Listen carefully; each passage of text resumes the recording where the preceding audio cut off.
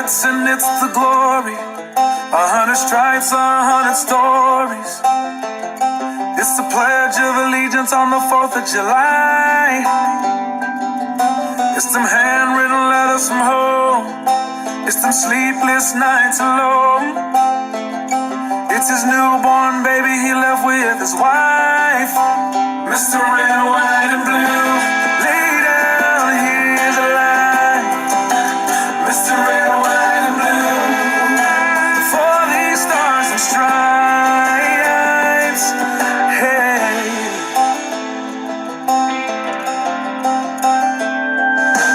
From the fields of Indiana to the swamps of Louisiana, to the golden coast of California, Uncle Sam's the only family he's got.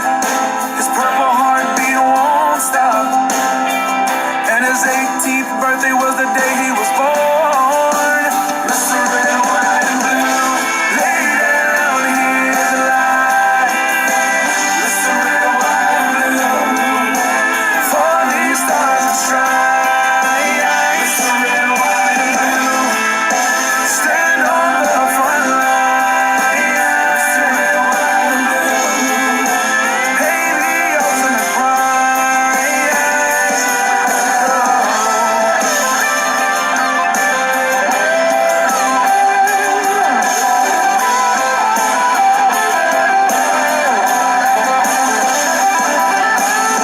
He was the man of the house when he was born. His family is proud but torn. But if you knew him, you would understand. He was raised on how to be brave, just to see the flag still wave. And then he came home with only one hand. He's Mr. Red, White, and Blue, lay down, here's a line. Mr. Red, White, and Blue, for these stars and stripes. Mr. Red, White, and Blue, stay on this front line. Mr. Red, White, and Blue, he'll pay the ultimate price. Mr. Red, White, and Blue, lay down, here's a line. Mr. Red, White, and Blue, for these stars and stripes. March in line, march in line. Hey, hey.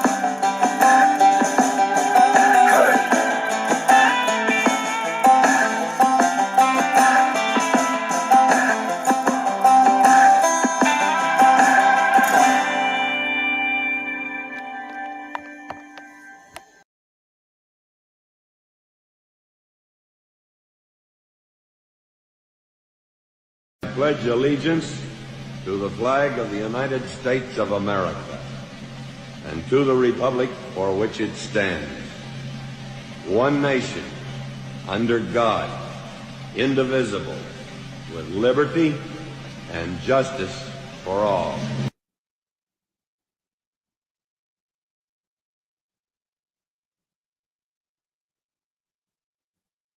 Well, good evening, Erie County. Here we are. It is Wednesday night. They said it was supposed to get hot. It got a little hot there. I got a little sunburn today. Unfortunately, we had a pretty bad motor vehicle accident out here in Harbor Creek, right at Shades Beach. Fortunately, everybody was okay. The cars looked like they got chewed up and spit out. But thank you, your lucky stars, and pray to whoever you pray to that these folks were okay. Big truck, little car runs into big truck. Ouch. But everybody was okay, but it created a mess. So I was out there. I had my hat on. I was out there for quite a while. It was a little warm out there. Made some people angry. You know, people need to realize when we're out there, our lights are flashing, and we've got all our safety vests and our hats and stuff on there. You know, we're not there to make your life more difficult.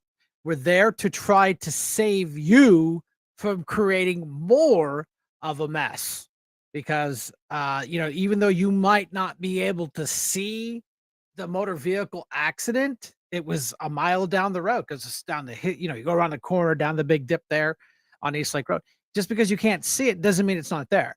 And it just people just need to relax. I said, whenever they're there, I'm like, okay, where do you need to go?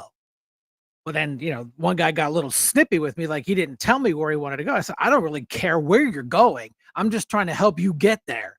And he got a little flippy with me and said some very nice, profound things as he drove away. And of course, my standard stock, I'm gonna get you answer is God loves you too.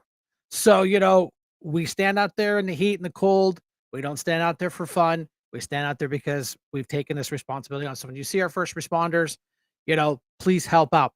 And when you're driving in traffic and you see flashy blue lights behind you, or red lights or red and blue lights, you're supposed to pull over, not put your makeup on and play on your cell phone.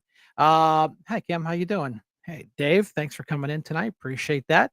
The channels are filling up quick. Let's see. Facebook is leading, really leading YouTube tonight, and it's usually X. X is in last place, but that's how it goes. But yeah, so like I said, if you see a first responder out there, please just slow down, move over. Don't give them a hard time. They're not out there to give you a hard time. They're trying to save a life, and that life is probably yours. Because if you go down the road and you're not paying attention, you're going to kill one of our first responders. And we literally had to shut down East Lake Road, both lanes. Nobody was going anywhere. There was people that were like, "Hey, I live like 4 houses down. You have a nice day. I'll help you get out of traffic." We're there to help. But anyway, man, do we have a million things to talk about. And of course, good friend, Harbor Creek Supervisor Dean Papasolo will be coming on at 8:30. He catches the show when he can. He's a busy guy. The supervisor guys, I love to give them a hard time on, working full time and making sure that we have a wonderful municipality, a nice little area of Harbor Creek. I love to give them a hard time, but we know we appreciate them. They know they do a good job. They're accessible. You have a problem, if you have a park problem, it's taken care of. We got great parks out here in Harbor Creek. Are we perfect? Absolutely not. Do I get angry when they tar and chip the roads? Yes. Hi, Dave. You're live. Hello. How you doing, sir? Oh, this tablet is ridiculous. What's the shut matter? the volume down again. It don't want to go down. Yeah, I seen. I gotta shut this thing off. It's gonna bother me. I gotta say, you sound good. No, but I gotta shut this off here. Right. Power off. Oh yeah, there's your look. There's a There it little goes. echo. I got it.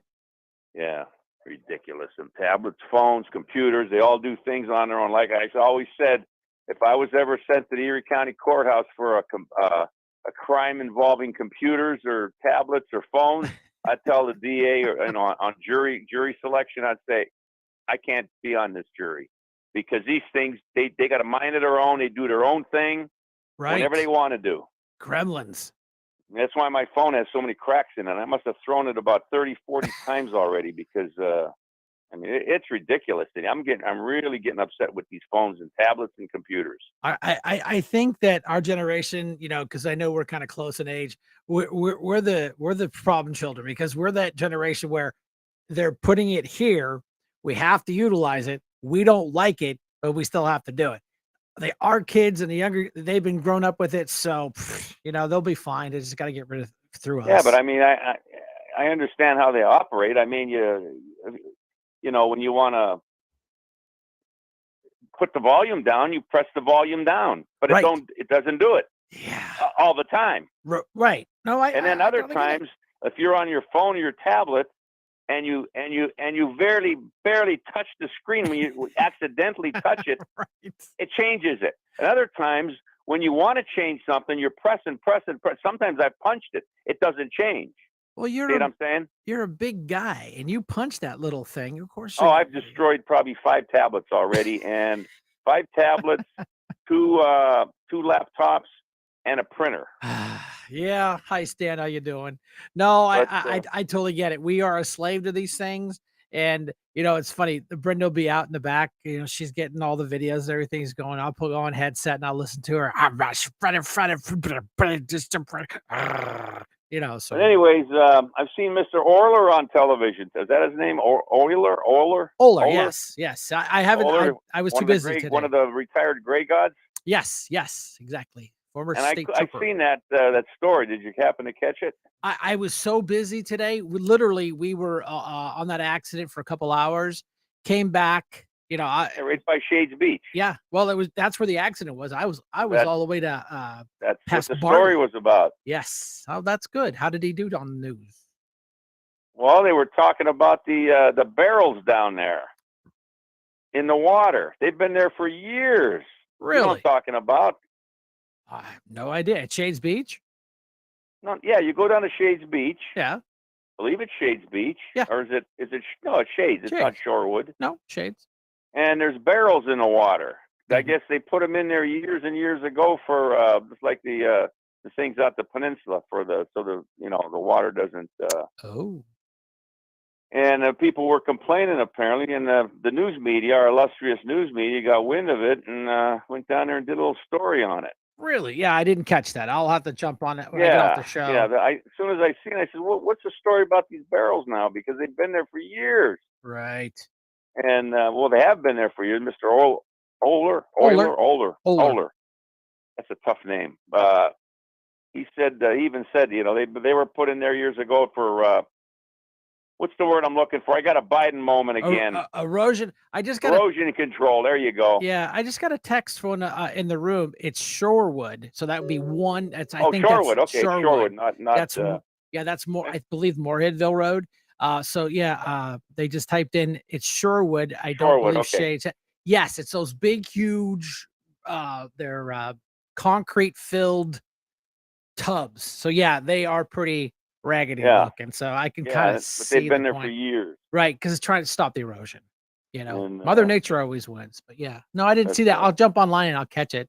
Usually I get a text, hey man, I was on the news tonight. No, what'd you do? Get arrested? No, of course not. Not Steve Oler. But anyways, I'm waiting for I got to stay up tonight. I'm tired right now. I pumped some iron today, and now I got to stay up till at least 10:20 because our illustrious fireworks is going to be going on down there at the public dock. Oh yeah, I'm sure the mayor will be down there. Rainbow Joe. Yeah, Rainbow Joe. Probably painting the streets with rainbows again. And then tomorrow I'll have which is Thursday. That'll be Seawolves fireworks. Kaboom. And then Friday, Seawolves fireworks. That's their normal time to shoot them off is Friday when they play at home on Friday. But 3 days straight of fireworks, and then plus the beautiful neighbors that we might be shooting them off too here. So. Well, yeah. Well, it's our country's birthday, and that's better way to sell it. Yeah. Half the people that are shooting them off probably never even served in the military. It's still it's the new thing because once they legalized the fireworks in Pennsylvania, you knew this was going to happen because they were getting them illegally and they were still happening. Yeah, now you can get the big ones, the big mortars, and did that, don't you? No, that was Democrat. Wolf. Well, it's tax money, buddy. Yep. We got to figure out, and then they put the tax at a higher rate for fireworks, for the fireworks, because it's like a sin tax. Yeah. Yep. So thank you, Democrats. They have to create new ways to get our money out of our pockets. All right, I'm gonna jump off. Thanks, I'm gonna buddy. turn this tablet back on to listen to the rest. If I don't throw it and smash it, they're all brand new. I just bought, like I said, I just got 3 new ones. I smashed two of them. Well, maybe I don't even have a tablet in it because I think some of the controls are a little goofy, and I get that.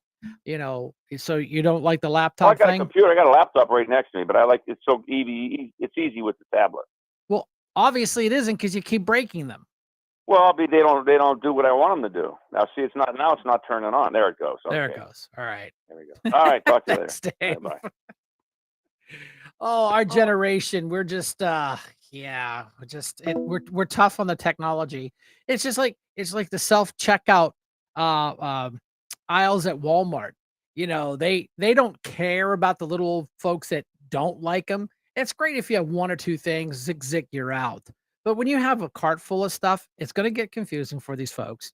And then, then if you have a problem, and if you don't have it sit right, if it doesn't weigh it right, I just, and they're slowly abandoning them because they're getting, because we're building back better. And what are people doing? They're stealing Walmart blind. I won't mention any names. I talked to the lady I know. She worked over at the other Walmart, and they said they lose about $1 million a year. Hey, Gino, you're live, but you got about 10 minutes. Okay, buddy? Uh-oh. Yeah, it sounds like That's Joe that's Natale, don't I? You only got, Gino, you got 10 minutes. 10 minutes. No, I usually get about 10 or 15 seconds. Well, I give you that because Dean Pepicello's coming on at 8:30. Yeah, Dino. Come on, my show is coming up. See? My Italian cuisine. Well, from the, we're the guru. we're the taking guru. yeah, we're taking it to a new level. We got national guests. We got folks from Pittsburgh coming in and calling in. Our little show is it's like the little engine. So how's it going in your neck of the woods? Oh, we're living the dream. Busy? I- Your business doing good? What's that? I said your business doing okay? We're doing all right. But I will say, starting to get people reaching out, like asking, what do you guys got coming up? Right. And when they do that, there's a reason. They want to know they got work coming because it's starting to get soft out there again. Yeah, because I work construction for a plumber, so I get there's a million little pieces that go together for a house. I totally get it. People don't even realize it. Everything that is there has to be picked up, brought in, and installed, and it's Right. it's tough. But I get that. Everything with the inflation went up Building back better. and interest rates are high. But I don't know. They said this morning on a report, well, employment's getting soft and blah, blah, blah. And they might lower the interest rate. Nobody's putting up homes for sale. They're only custom building. Well, because like my house, there's like, well, Brian, your house is worth X amount of dollars. Why don't you sell? Okay, then where do I go? I don't Right. want to live down on the steps of Perry Square, So no, I'll be fine. I'll keep my nice little piece of heaven out here in Harbor Creek. I think Dave said there was a house for sale, but go live by him, enjoy the fireworks. It's nice living. Sure, He absolutely. loves it down there. I told him 100 times, move out of that area, which I'm not going to tell him where he lives. I'm not going to tell the people where he lives. Don't need to do I was that. like, But you're I retired. thought it was funny. He said he broke 3 tablets he threw. Have you ever met Dave? Have you ever met him in person? You know what? I'm trying to get to that point, and I think we're gonna one of these days. I'd like to sit down, have a cup of coffee, talk about what's going on, how He- things used to be, how they could be. He's a big dude. He's a big guy. dude. But okay, real quick, what was your spin on the debate? Oh my gosh, come on. Like everybody else. Well, here was the thing. All of a sudden, the left-wing media, or Johnny come lately. Oh, He's not with it. I'm what? like, He's got dementia. seriously? And they don't say things like that unless they're told to say that. It's part of the So- plan, man. Right. They've got a plan. I'm telling you, it's going to be illegal because if you do your research, you can't replace a candidate. The only way you can replace him if he drops out or dies, and I don't see that happening. You can't Well, you can't he could. 25th Amendment him because that has to come from his hand-picked cabinet, and they're not going to And- do that. And he has over $200 million in his war chest that they would have to play some games in order to give it to whoever's going to be if they switch the nominee. Totally agree with you. And- I get it. And I think even if they got somebody, let's say somebody good, they're going to give them that honeymoon time. What's going to come? We don't new candidate. Yeah, How long did you know Joe Biden was not capable, and you waited till now in a short period of time? yeah. The only thing I'll defend you him know? on is they showed a side by side of his last one. I think when he ran Yeah. against Trump, he was actually pretty kind of there. I mean, you could tell he was sharp. yeah. This one's There's like a big difference. There's a big difference. Oh, And the scarier thing is, he's got the nuclear code. B, he's only functioning from between 10 a.m. to 4 p.m. I don't even think he. I don't We even think can't the. afford a bad day. They I, keep saying it's a bad day, which is BS. I, But I I agree with you, whatever. except the one thing I will argue with you, I don't think he has the launch codes. There's no way. I mean, I know this is a stretch. There's no way that the military could be that dumb, except for the men running around in dresses pretending they're like Well, women. So Brian, I don't Brian, know. if we're gonna believe the letter of the law, he's the commander in chief and supposedly he's got the football or whatever they call it, and he's the one that has the launch code. The thing is, he wouldn't even know. He'd be like, "What launch codes?" You know what I What mean? does that get? From what Kind I of? get, where I could see how he reacts. Yeah. When you throw him a curveball or something he wasn't prepared for, he's stumbling and stammering and trying to wonder how he's got to, get through whatever situation he has. It's sad. It really is. It's elder abuse, Yes. and it's disgusting. And what Joe That Biden does is even more disgusting.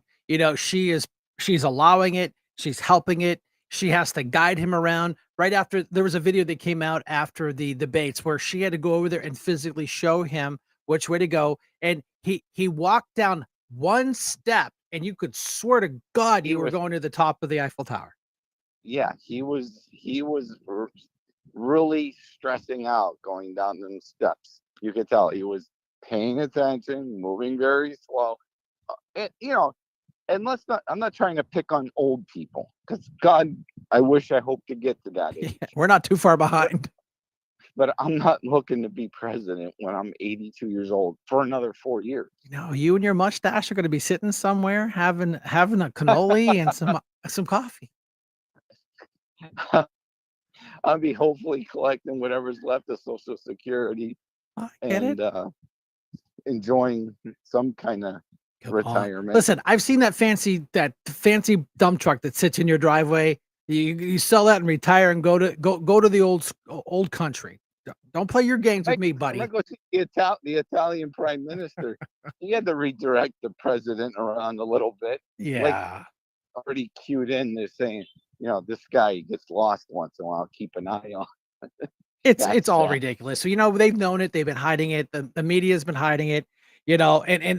Trump played it perfect. Yeah, Trump played it perfectly by you want to do it on CNN? No problem. No guest? No problem. Remember when he said, you get tired of all the winning? Holy crap.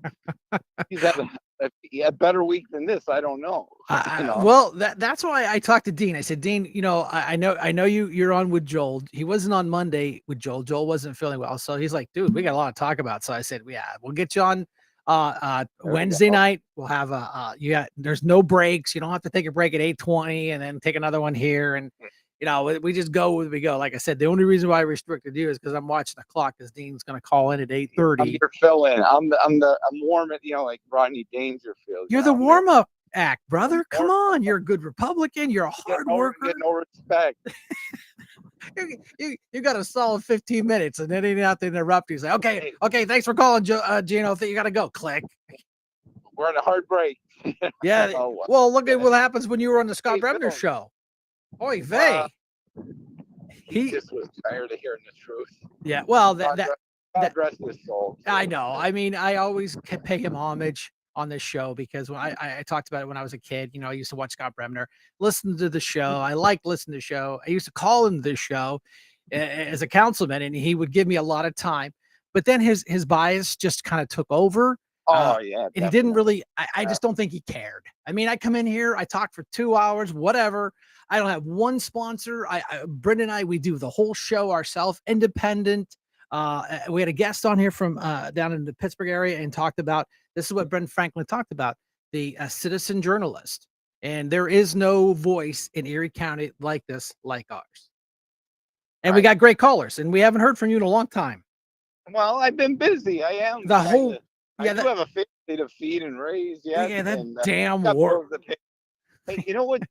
And the one most important thing about this whole, the Johnny come lately media and all this and that, and finally they're telling the truth of what we've been seeing. Right. We've had how many terrorists and people linked to terrorists come across our border and are in our country right now? It scares me. Right, exactly. I mean, That's the stuff that bothers me. That some people like, oh, I remember Bremner would say, "What do you care? We're not a border state. Every state is a border state at this point." The crime comes across. Not to say that everyone, right. but with good intentions, but your first step into America shouldn't be breaking the law. Totally agree. Come to the front door, not the back door. No, and legally, I'm assuming That's all. your family came through Ellis Island, from the old school. My parents did not, but they did have to pass a rigorous Right. immunization before they could come here. They had to go through a bunch of paperwork. It took over 2 years. It Wow. wasn't just walk right in. And day one, they had to pay taxes. There was no break. And assimilate. They weren't going to take it. Yeah, and they had to assimilate. They were proud to be an American. They were proud to learn the language and be bilingual and be Italian and come in here, bring the trades and their cannolis. My father's birth certificate says Giuseppe Montagna. He went by Joe Montagna. Joe. He didn't go by call me Giuseppe. Right. They call me Joe. He's here. We're here now. He would say, "We're here." Nice. There was an old Italian saying that you came to the new country, you have to leave your keys back home. You got to make new keys now. You're here. You're at a new country. You got to follow their rules. Right. They're regular. And bring your culture here. Assimilate with it. Bring it here. Teach us how to make a cannoli. I know I'm being stereotypical, and and I get that, but the point is, they came here and they were proud Americans. They would hold an American flag, not burn the damn thing. Yikes. My dad flew the American flag. He didn't fly the Italian flag. He flew the American flag. He was proud to be an Italian, but he was equally as proud to be an American citizen. I see people flying the Ukrainian flag on U.S. soil. I watched a video coming out of the halls of Congress, all the Ukrainian flags. Ridiculous. And again, it's all propaganda. I get it. And because we got it. The president of the Ukraine's wife got a $4 million Bugatti. Come on, man. That's America. Yeah. Now, I don't know. Again, you see stuff on the internet. I know. And then you also heard that he bought his parents a house here in the States, and he bought a house. Several boats. This is all stuff that would be documented and public knowledge. No, it's not media. Well, not in this administration, but I do got to cut you off. It's 8:27. I know Dean's probably just sitting there itching to call the show. Shout out to all of you Trump supporters. Hoorah. Don't get more people to vote. Stand strong. Don't think we got this. Fight it right to the end. Surrender is not an option. Dino. All right. Thanks, man. Call back Peace. anytime, my friend. All right. Peace. Peace out. There is the story of what America should be. Comes from the far, far away, comes here, assimilates, becomes part of the culture, and builders. They own a construction company. They build beautiful homes. I've been up to his personal house. He said, "Yeah, we built this. You should be proud." So that's what we should try to do. But see, this is what the left wants. They want socialism. They want people like Gino to go to work, pay your taxes so we can get more taxes out of you. And that way they can sit back and do nothing and burn our flag and piss on our culture. That's where this has to stop, right here, right now. And that's why we do what we do. Gino does, Dean and the gang, they're here trying to make us a better place to live. And then you got the left just trying to shred it. Am I saying all Democrats are bad? Absolutely not. I know hardworking, patriotic Democrats that are really concerned about their future and their children's future, their grandchildren's future, but they're loyal to this party. Mr. Peppasettle, just to let you know, you are live on 5 formats. You look fantastic, Chairman Oh, Shank. listen, man, I was out in the sun of that motor vehicle accident down here, man. I was out there. I even had my little fire police hat on and everything. That was a bad Yeah. one. But yeah, Re- Tim May came down, was directing traffic, so I appreciate him coming out. So my goodness, let's tell some of these people in here that don't know you as well as I do who you are and where you went to school and the cool history of Dean Pepicellis. Just give us a quick rundown memory lane. yeah, it's very cool. Born and raised and always lived in Harbor Creek with the exception of 4 years down at Edinburgh, which was fantastic. Party. So I bleed orange and black, Nice. 19 years as a Harbor Creek supervisor. I did a little talk show radio before that. In my life, I'm also the public address announcer for the Erie Otters.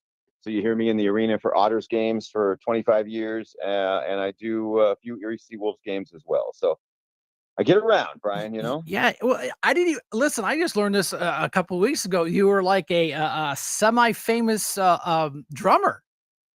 Yeah, I took up as a hobby a couple of years ago playing the drums. So I do enjoy it. It's been fun, man. I didn't know that. I've sat in your office. We've discussed problems. We've fixed America 15 times in your office or via text message. They just don't listen to us. But you were like, no, man, I was at a drumming gig. You're what? I'm sorry, I missed that on your bio, man. That you're a drummer. I mean, I know I'm gonna put you on the spot. Or you think you're good, or Yeah. just like, ugh, I'm just there. Well, yeah, Brian. Oh, you there? Yep. Yeah, I know your cell phones, but yeah. So, do you enjoy playing the drums?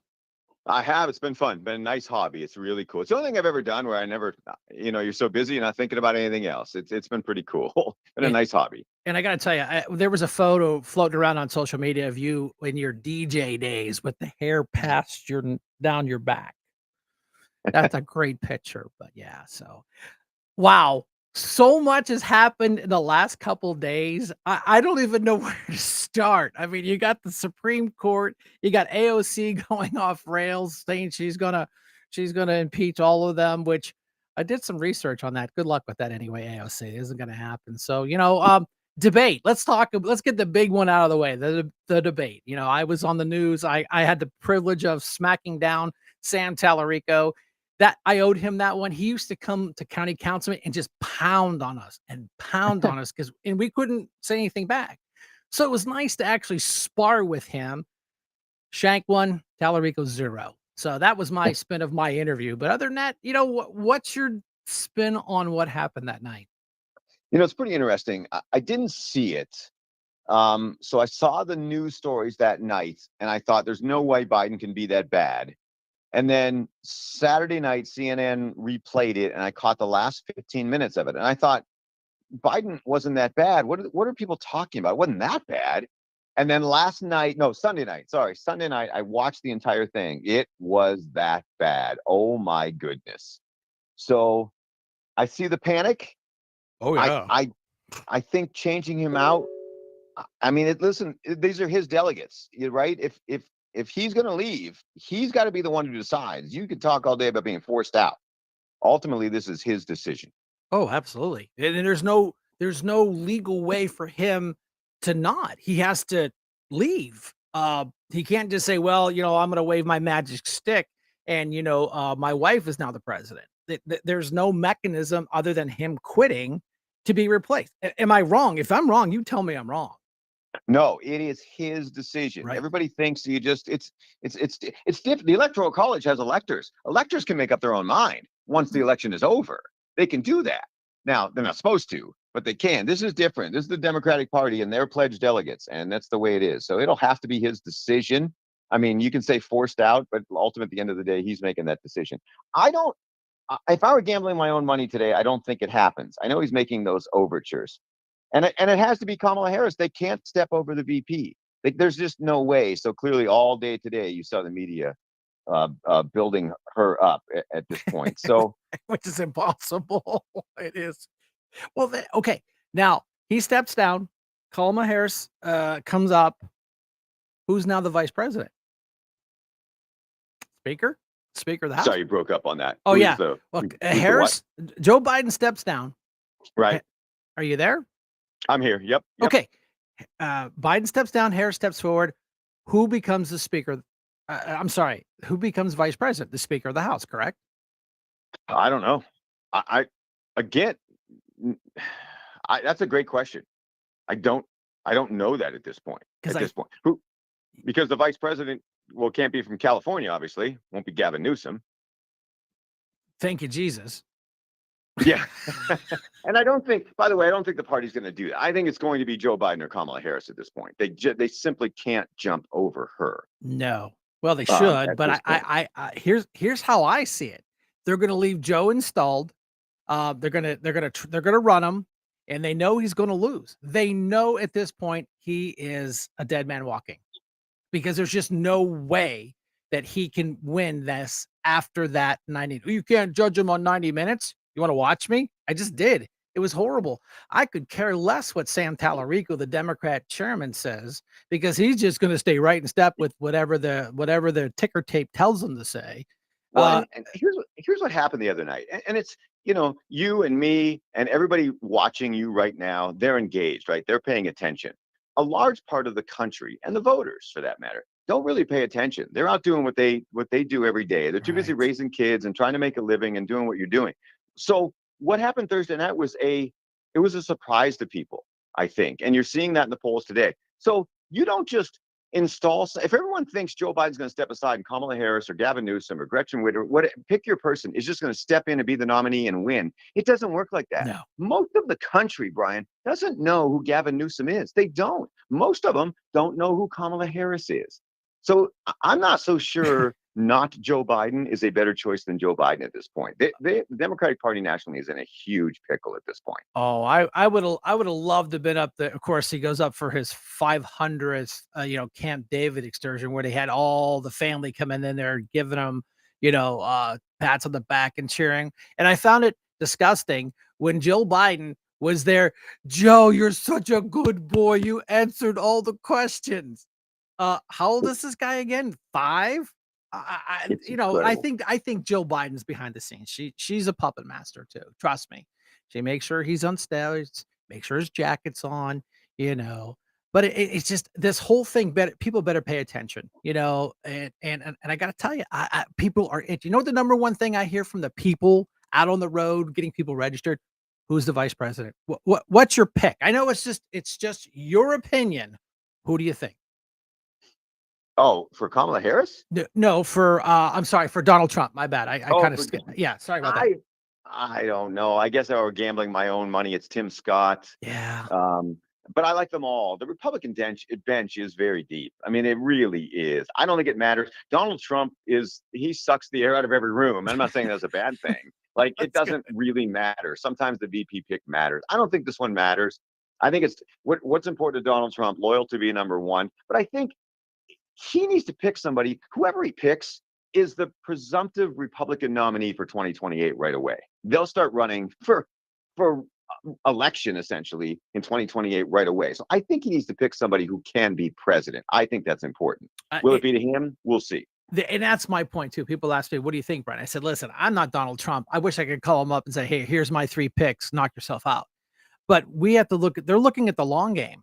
Exactly what you said. They're looking at the long game after Trump's done, because we have to make sure once we take it back, we have to keep the ball. Because if we don't, we're going to be back in the same socialistic trench crap in 4 years. Donald Trump will finally get this thing up and running, just like Joe Biden did when he took office. He just went into complete destroy, scorched earth, change everything Donald Trump did.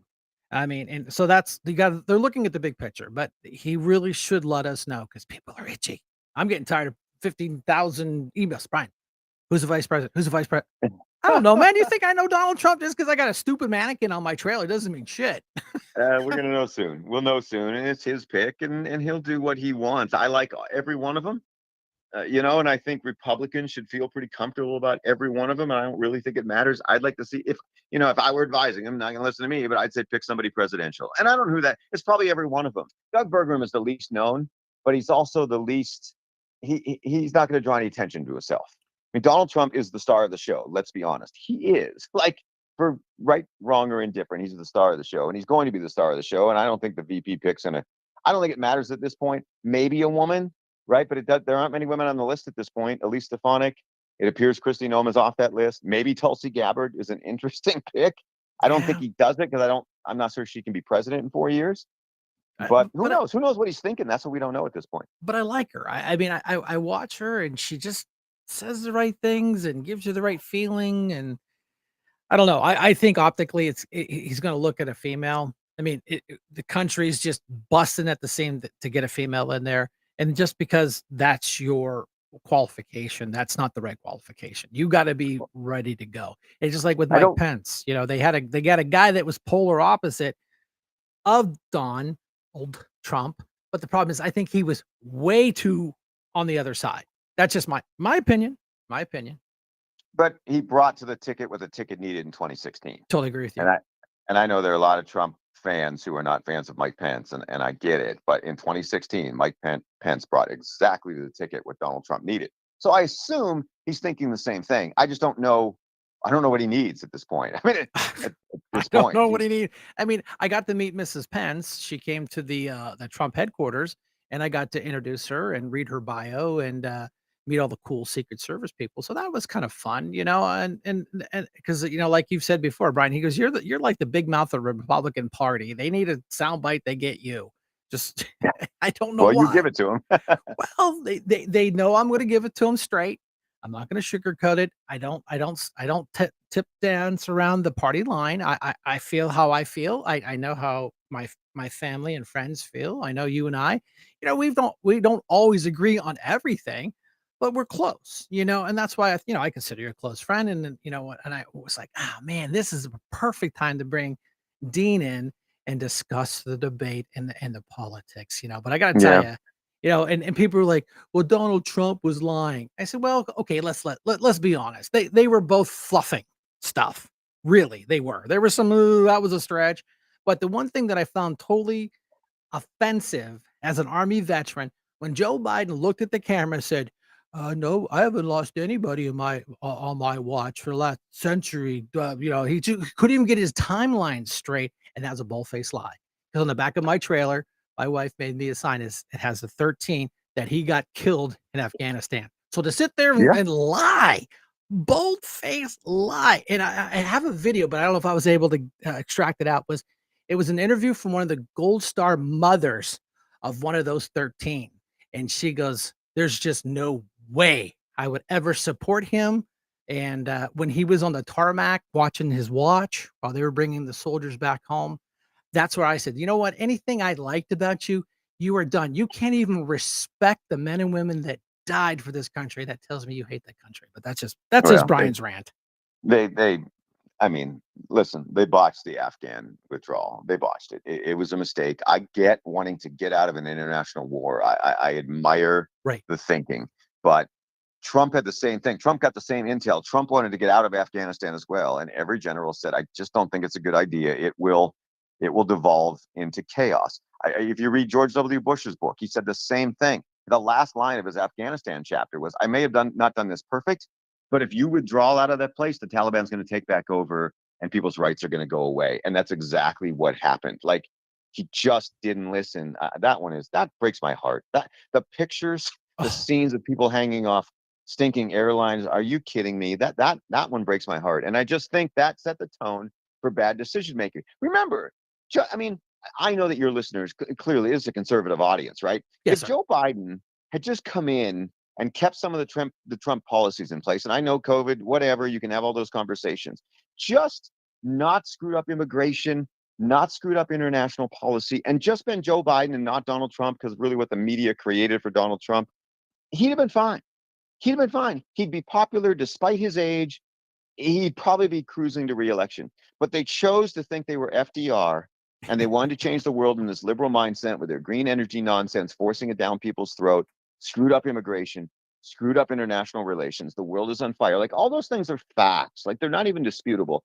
And now he'll probably go down as one of the worst presidents in history and do the unthinkable, which is getting Donald Trump elected again. And that's just where this country is right now. And it amazes me, Brian. Oh, and I get it. I mean, it's a scorched earth policy. This whole we go. Just to jump back to the Afghanistan problem, I said yes. We saw what happened. We saw those poor men and women get killed. We saw the people hanging on the wheels of aircraft to get out of there because they knew what was coming.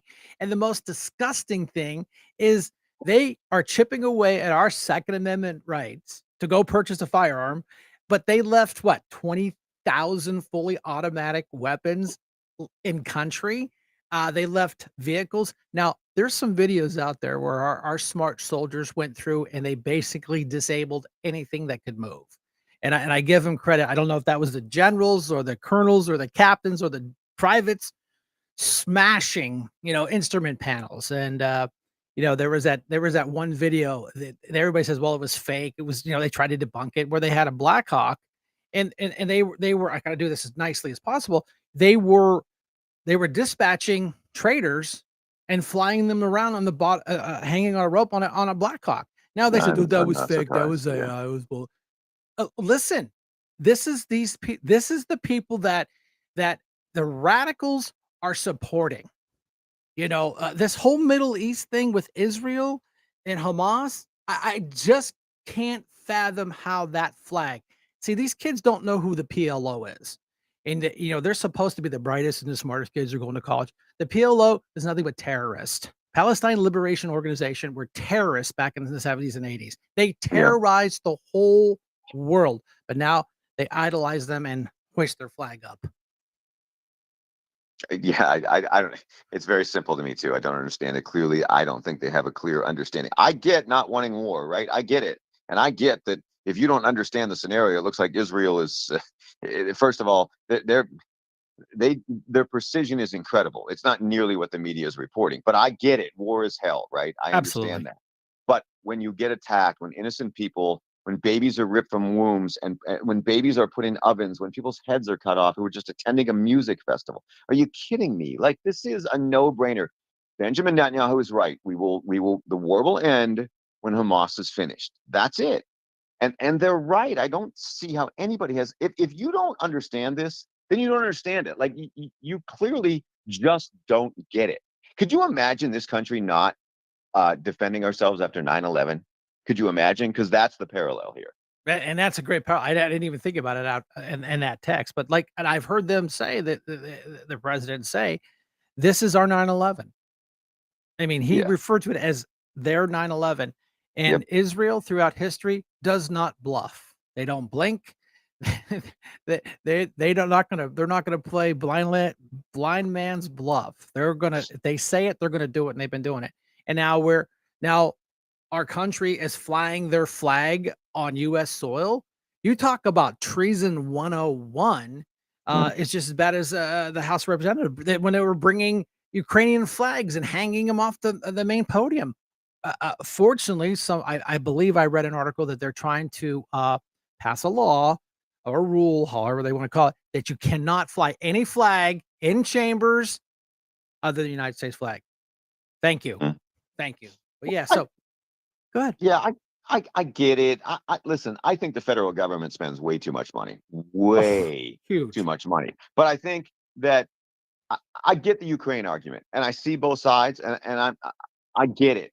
But I still believe the best defense for this country is a world that is democratic and free, because that's a world that's not going to attack you, right? It's so Totally agree. I'm not defending the Ukraine decision. I'm not in Congress. I'm not making those decisions. But I think an evil Russia not gaining more territory in the world and infringing on democratic countries is probably a good thing. Now, how much role the U.S. should have in that? We could have that conversation all day. But I think a free democratic world is the best thing for the U.S. defense. I'm not saying it's worth it. all the money spent at this point. But I think that's a factor in this thing, and I think the Congress has decided that too, for what it's worth. They got to stop. It's non-sustainable. We can't keep printing our way out of debt, and that's the problem. Is that we are up to our eyeballs in debt. Well, of course, like, well, Biden wants to point the fingers at Trump. Okay, did he run up the debt? Sure, he did. Did Clinton hand over a balanced budget? Absolutely, genius. But Yeah. he didn't face 9/11 and Afghanistan and Ukraine No, I and agree. Israel. It's not the money that you give internationally to try and protect democracy. It's the studying of the tree frogs in Brazil. Ridiculous. Those are the things where the money is wasted. And I know that Congress people love to bring all this money back home and they show it off and gets them reelected. It's not necessary, Brian.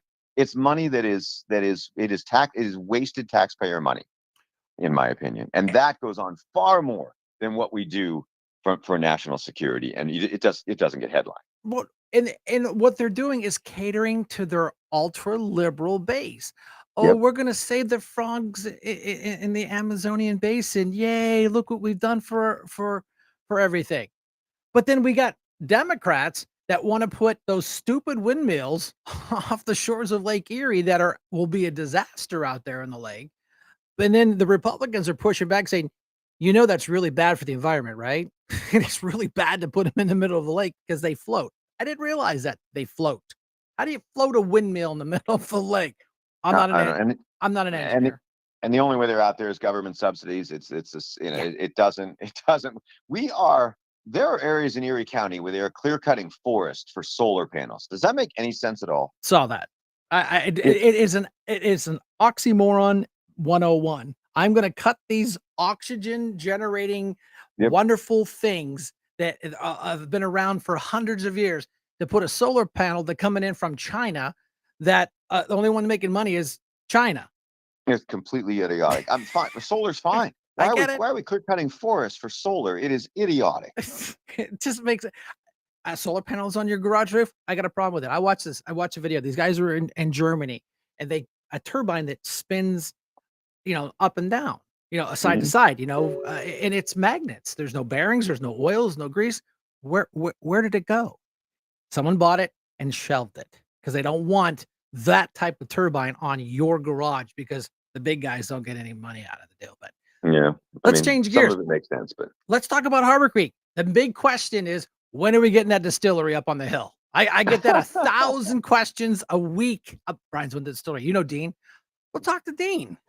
he's the supervisor.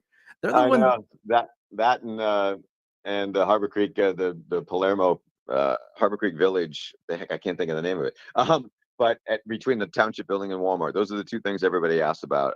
Both scheduled to begin this year, but it's on their timeline. So sure. The Palermo development, that's 173 townhouses and apartments and 3 or 4 commercial units next to Walmart, is on. I expect that to start this year. Same with the distillery. That's a $10 million project. You got an international Canadian developer who's finishing up a $10 million development in Ontario before he starts the Harbor Creek one. So they're both on. They're both done with our process, but they're going to work on their timeline, man. They got to deal with all the federal and state permits and how all that stuff goes. But yeah, both on. We expect both to be built, and they'll take years, but both are still on. That Arts Bakery. I always hear about Arts Bakery, which we expect to open in a few weeks, by the way. Well, yeah, I just got a text in the chat room from a Harbor Creek resident. I'm waiting for Arts Bakery just as you were speaking it. That's funny. We're hoping 3 weeks. Could be early August, but I suspect it'd be like 3 weeks. They're going gangbusters. I know. I've never. You know what? If we announced tomorrow that Lowe's was coming, and we're not, for goodness sakes, half the people would scream and yell, well, why isn't it Home Depot? That's just the way people are, and it's okay. But Arts Bakery, nobody says a word, man. Everybody loves it. Everybody loves it. So we're looking forward to that for sure. You don't realize how much, I don't know, I got to say the right word here. How many things I deflect from the three of you? Because I know you get the same question over and over and over again. Like, Brian, where is that? You were the county councilman. Why aren't you involved in that? I said, this is a township deal, man. They said, yeah, but then the next question is, well, Brian, you guys got rid of the camera. No, Brian had nothing to do with that. That was them, not me. I'm retired, and well, they should put a Home Depot there. I said, guys, you Right. ever been to Home Depot? Well, yeah, it's too small, guys. Well, okay. Well, then how about like a Costco? I said, listen, you think that a Home Depot is smaller or bigger than a Costco? It's smaller. Come on, that's a nice piece, but it's not that big. It's really not. So, I'm gonna keep tallies of how much deflection of stupid questions I get for you guys. Because I could say, hey, you could just reach out to Dean Pepicello. I got a cell phone number here, but another question came up in the room. Where's Art's Bakery going? There is I don't have the address. It's next to Advanced Auto. There's a 2 unit that they're Right. taking both sides, right in the heart of the business district. Forgive me for not knowing the Right. address off the top of my It's right head. across from the old skating rink. It's right next to Advanced Auto. If Yes. anybody with salt that's from Harbor Creek knows where the skate lodge was. Just Yeah, saying. and the signs are up. And to your point, this is important to me. Thank you for bringing it up. People all the time, why don't you bring in this? Why don't you bring in that? It doesn't it doesn't work like that. Like, No, I it got elected doesn't. 19 years ago, and we changed everything we did from a development standpoint, and we made it an easier, better place to do business. In a large part, taking away a lot of the regulations, Yep. right? It's straight conservative government, and it's worked. So you look at Buffalo Road now compared to 19 years ago, it's a totally different place. But we don't decide, we don't just decide who comes in and who doesn't. These people put up stupid things in social media like, well, this business doesn't come because the supervisors don't want it. That's the dumbest thing I've ever heard. What kind of moron really believes that businesses come or don't come because we choose them individually? We set the zoning, Yep. we make it a decent place to do business. We do things like short-term tax abatement and all of those things. But businesses come here because they think they can succeed. That's it. Make There's money nothing else. to make money. They are a business. And you guys are hands-on from everything from the planning to, I've been to your meetings and, the 5 people there. I love how they're just friendly. I came out of county council. I had to wear armor because they were Yeah. just violent. Yeah. You Which know, we try to do transparent. We try to include yes. people. We take their opinions. It doesn't mean that we always do what you want. It doesn't mean it's perfect. We've had roomfuls of angry people too, who didn't like rezonings and what. You just try to do the right. You know this. You just try to do the right thing every time. It doesn't mean everyone agrees. It never happens. But you just try Then to you're do the the right thing. supervisors that go into the opening of the Dunkin' Donuts. You Yeah. know, is that earth-shattering news? Yes. For Harbor Creek, it is because it's another entity coming into our lovely little town and saying, "We believe in you guys. We wanna make some money too." And it's all That's good. correct. That's correct. It's And all everybody, good. yeah. You Yeah, know? people scream, "Well, I don't go to Dunkin'." Okay, well, the next business, Starbucks came in following that. Like, do you go to Starbucks? Maybe you don't, but that's what happens. Every business that comes means another business is going to come because Bec once they see it, then they know, okay, we can succeed too. And that's what's happening in Harbor Creek. Despite, remember, Erie County's still losing population as a whole. Oh, they're So we're fighting that battle. You want to know why Costco doesn't come? It's because we don't have enough traffic, people, and median income. That's just the reason. and they don't have a parcel big enough. And Yeah. that's like when I was on county council, we pulled that ARPA money back. We put it, we wanted to invest it. Andre Horton and Mary Rennie, you swear to God, I stole their candy money. I'm like, guys, we're not buying unicorn feeding stations. We're putting jobs and brings more taxes in, so you people don't have to vote for a tax increase. Because I kept my word, I kept my campaign promise right to the very end of my term. I did not vote for that. I still get that. You voted for it. No, I did not. Because look what happened. I've been busting at the seams to talk about it, but I can't when they announced out there at the old Dixie truck stop. Right. That's huge. Right. We tried it out there in Girard. The pushback was just phenomenal, and we listened. We listened to the people. No, we'll pull that back. Don't worry about it.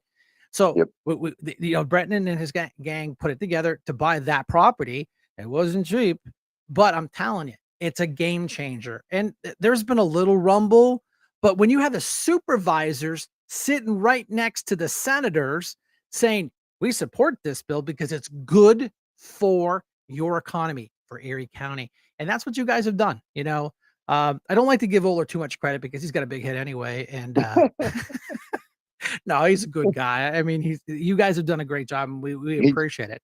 He's been a good supervisor. I'm telling you right now, he's done a heck of a job. And the parks, you guys have, you guys don't have millions of dollars to invest into our parks. But I'm telling you, I see the maintenance crews right here at Woodford Park. You guys put a new roof on the one pavilion. You put new concrete down. People are like, whoa, whoop-de-doo. How exciting is that? For my neighborhood, that's exciting because I remember as a kid going to Woodford Park. We had the grandkid out there yesterday, and it was so nice to go down and get an ice cream and have a nice little place to stay in the play area. You guys have pickleball. You guys are legends now. We were the first to do it. There's a method to the madness. We haven't raised taxes in 35 years. No. And I don't know how much longer we'll be able to do that. The Biden inflation has been too much, Right. even for us. But we haven't raised taxes in 35 years. But in the 19 that I've been here, our budget went from 2 million to 7 million without raising a dime of taxes. And that's what growth will do for you. And one of the things we do, remember, we make earned income too. So anybody that lives in Harbor Creek and has a job, we make a certain amount of money there too. So Harbor Creek's growth means that real estate taxes can stay low. One of the reasons we put so much money in parks attract young families making income. And that's been part of our growth. So there's been a method to the madness to keep real estate taxes low, but it really has worked. People have said to us, you haven't raised taxes in 35 years, you're being irresponsible. I said, no, we're not, because the budget's gone from 2 to 7 million. It's not like we're just borrowing money to do that. We have grown. We've just found a better way to grow. That's one of the reasons. Well, and Harbor Creek's got, it was so funny. I was having a conversation with somebody. They're like, "Oh, you rich people live in Harbor Creek." I said, "Man, I'm not no rich person. I work for the county. I make 53 cents an hour. Are you kidding me?" So okay, Brenda sent me a text. Never mind. But no, that's the point of Harbor Creek. Just enough growth. I said, "Do we have $1 million homes out here in Harbor Creek?" Sure, we do. Do we have farms out here in Harbor Creek that are still active? Yes, we do. And we protect them. Yep. And that's what makes it really well-rounded, and you guys got a lot of credit for the old Harbor Creek Mall down on East Lake Road. That was how you guys handled that perfectly. Now you probably got some pushback, but compared to what they're doing out in Mill Creek, no. They spent way too much money on that property and they're never going to get it back. At least you guys were smarter, and explain how you guys did that for the people that don't know. Yeah, the Harbor Creek Mall, and I don't want to be critical of anyone else. We had a willing seller, and Baldwin Brothers was fantastic on the Harbor Creek Mall, and they just were. They sold it at market price. We didn't pay above the appraised price, which we thought was the right deal. We knew we had a willing buyer on the other side, and Harbor Creek, or affordable senior housing out of Buffalo became Harbor Creek Senior Apartments. So we knew we had them. So we went ahead and bought it. And I'm telling you, I got crucified by Republicans. And I understand this is not what conservatives do. We don't go buy private property. We didn't eminent domain it. It was a willing seller. Right. We paid appraised price for it. We flipped it. We broke even. And instead of a dilapidated old mall, which just didn't work, now you have a thriving senior community that we needed. That's instead of that building was assessed at like $350,000 when we bought it. It's now assessed at like 7 million. And it's a thriving senior community. But it was just a perfect storm, a perfect situation. We couldn't have done that without Baldwin Brothers. They were fantastic partners. They did what was right for the community. They took less than they probably could have gotten, and we knew we had a willing buyer on the other side. So that one worked out. I can't, Mill Creek is going to make the decisions they make. I get it. That's their business. It might work out great. Probably not something we would have done, but that's their business, and No, we understand I get it. that. I get it, but it's fun to watch compare the two communities. They're a little bit bigger than we are. Actually, Mill Creek, in my opinion, is almost to that point where the board of supervisors is almost too small. I mean, they're making, big corporate decisions on a community that's growing and growing and growing. And you got two D's and one R. Well, so someone stays the party lines. Guess what? You're out. Yeah, well, it's going to go to the ballot. I mean, they're going to make a decision on the future of their government. I don't. This is just me, and I'm biased. I'll be honest. I like the three supervisors. I wouldn't do this job if I weren't working in it every day, because I wouldn't have the knowledge that I have. That's just me, and other people feel different ways. But if I weren't working every day, I wouldn't do it. I wouldn't. And God bless you. What you did on county council for pennies a day, I don't know how. I'm not doing that, seriously. Because it's 24/7, man. It's 24/7. I just got off the phone.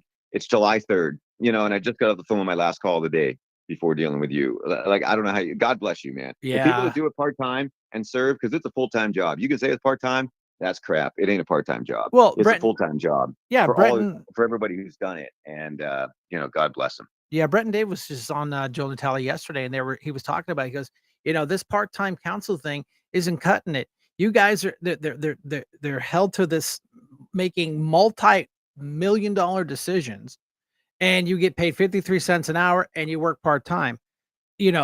Where he was like, well, we could do it this way or that way, but yeah, I think the voices from all 7 districts is important, but I think we are not doing the job properly at part-time, and we do work full-time. I would get up in the morning if I didn't have a meeting or whatever, sit in my chair, drink my coffee, email, da, da, da, da, da, Yep. da, email, then field some phone calls, then, it's like, wow, I just made $2. All right. Yeah. So, but we do the job because we like to do it, but Breton had some valid points that, the part-time the part-time council is really doing a disservice to the to the community. But my producer says she wants to come on and say something. Great. If they made county council more full-time, maybe they would get better candidates than the ones that are currently in there, because they might actually give a crap. All right. From the voice of the producer. And I wasn't able to hear her. Oh, okay. Well, she said, she's basically saying that, I'm sorry you can't hear her, because you're on a phone call. That's why. Is that if they would have full-time county council folks, they would get a better caliber of council folks, and look at the ones that we have now, and so that was her question, comment actually. But yeah, I mean, it's really on the second point. comment.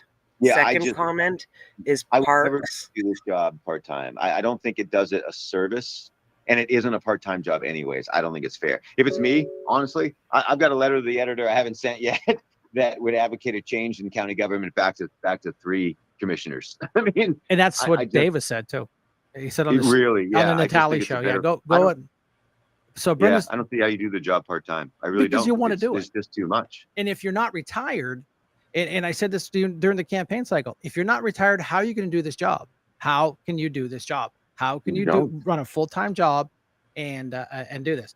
Jim Winarski does it, but he has a very understanding boss, but Yeah. most people don't. I mean, everybody on there is pretty much retired, except for Pretzel. And I don't know how he does it, but hey, that's a whole nother story. Brenda, you had another comment. Hang on there, Dean. Whitford Park, bocce court. Brenda wants a bocce court at Whitford. As an Italian, I love that idea. Tell her she's a genius. Can you hear what he's saying, Brenda? Yeah, I can hear him fine. Okay. Yeah, she's like, okay, good. That's awesome. But yeah, I mean, just this friendly suggestion of bocce court. I think that's something not unreasonable. I think there is room for it between the ball field, right, and the pickle court. Yep, she says between the pickle court and the ball court. So yeah, no, That's a cool idea. Seriously, that's a cool idea. Yeah, and so I ain't got a problem with it. I mean, I'm not a bocce guy, but maybe we can drag Dino out to the creek and keep it in the creek. You guys were the forefront on pickleball, which I thought you guys were pulling my legs about pickleball until I actually Googled up what pickleball was and ran into a couple of the founders of the pickleball league. Yep. Like, Brian, this is a real thing, and we take it really seriously. So I went online to look at a video. I said, so it's tennis for old people. They're like, basically, yes.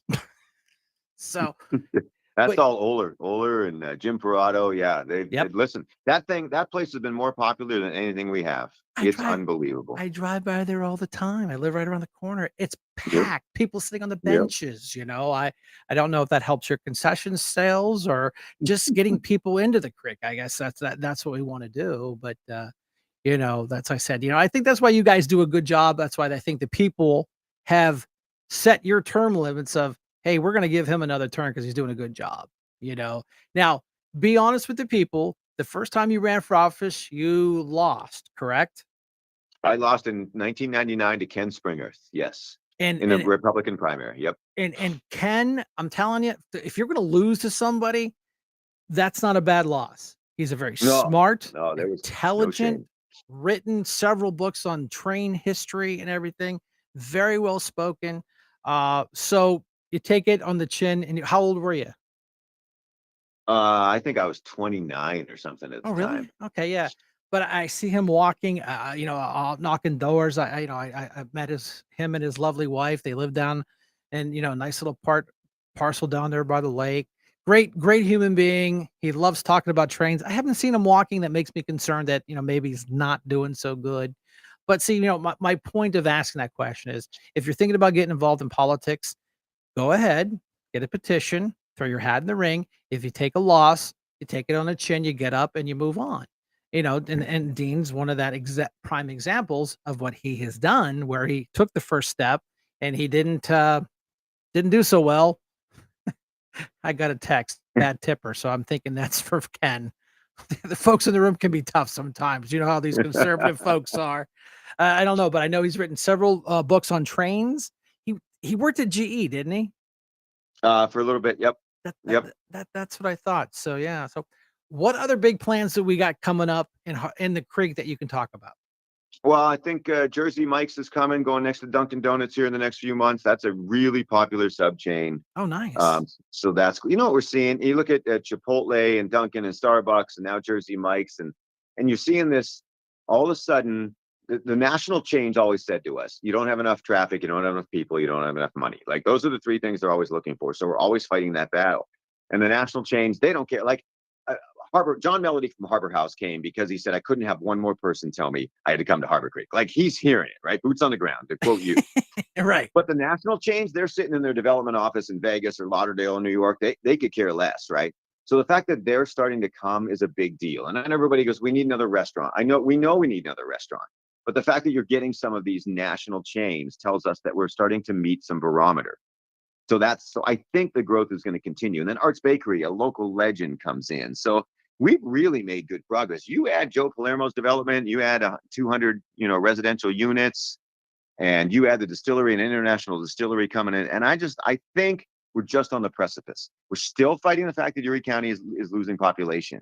But I think we're going to continue to grow slowly, and I think you're going to see more great things come in the next 20 years. I really do. Now, do you see an uptick in our population here in Harbor Creek, or The U.S. Census said we lost population in the last 10 years, and we were like, "Are you freaking kidding me?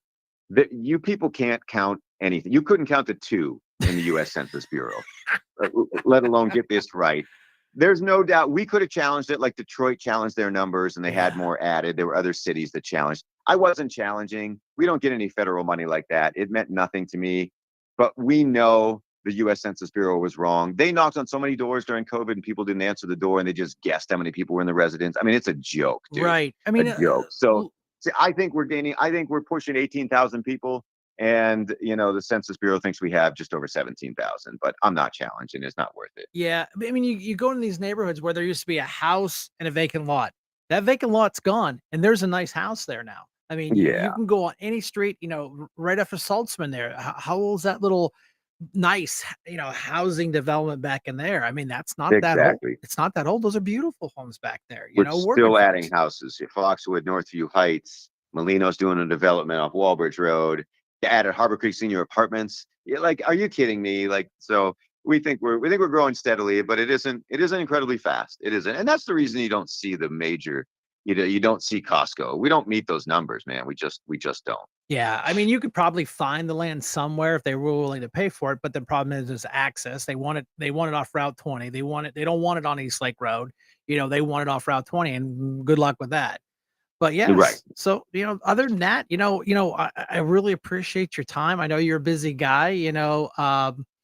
You're always welcome to join in, call anytime, but I know you're a busy guy. I have to schedule you. I got to put you on the calendar. I got to talk your people. I have to talk to my people. And then, we get you scheduled with your secretary and I get time with Dean. I have no people, but I know thanks, that. man. I was just, Appreciate it. I know you guys don't have people. It's like me. It's like people like, hey, can you call my secretary? Yeah, sure. No problem. Hey, I got your voicemail. Oh yeah, I was busy. But yeah, Exactly. But thank you Exactly. for coming on the show. Thanks for, putting the light on the national and the local. That's what we try to do with this show, is to do the national, do the local, bringing people from the national and locally, because it all counts. If we're not good here in Harbor Creek and Erie County, we're not good on the national side. So, you keep Yeah. up the good work, give your dog a nice scratch for me and tell your lovely wife I said hello, and thanks for borrowing you for 45 minutes. Thanks to you and to Brenda. Thank you guys. Appreciate it. All right, Dean, thanks for calling in, buddy. We'll See ya. talk. Bye now. Bye. So there it is. Local township supervisor Dean Pepicello, great guy. He is he is the voice of the Otters and Seawolves. He's been doing it a long time, and I just found out he is a drummer. So it's nice that he shared 45 minutes after his long, long day. Um, you know, I'm retired, so I don't have to do that anymore. But anyway, you got a perspective from a guy that has been around politics his whole life. He's always on the Joe Natale show on Mondays. He used to be from 5 to 6, but sometimes I'll slide him in at 4:30, so yeah, I got a lot of Come Hunter, you are live. Well, hello, Brian. Hello, everybody. I didn't go live on the picture thing because I'm not dressed right, but I have some important news. Oh, first off, bocce. I love that idea, Brenda. We need to have bocce ball. I mean, Dean didn't shut you down, so next time we have a supervised meeting, maybe we have to go over there and say, hey, how about some bocces for next year? I'll bring my balls with me. There's a joke in there somewhere, but I can't do it. I'm trying to be nice. I know. So, anyways, we have some stuff coming up. I want to remind everybody, they can get their relatives, their friends, any teenagers that might be turning 18 before October 29th, registered to vote. They can go online. I put it on your site, vote4pa.com. Early voting was right around the corner, September 19th. Unfortunately, it's coming fast. I also want to encourage people, they can sign up for Trump Force 47, and you can go to trumpforce47.com. President Trump wants everybody to go out there and get 10 people registered. Engage them. If you get 10 people registered and you're signed up for this program, you get a free t-shirt and a hat, which is pretty cool. And where do you sign up at that? Where do you go to sign up for that? TrumpForce47.com. There you go. I put it on the site. They'll get in touch with you. They'll sign you up on Campaign Sidekick, which I used to hate. I had to admit to Brian, they've improved it. It's pretty easy. They'll give you a list of 25 people, your neighbors, your friends.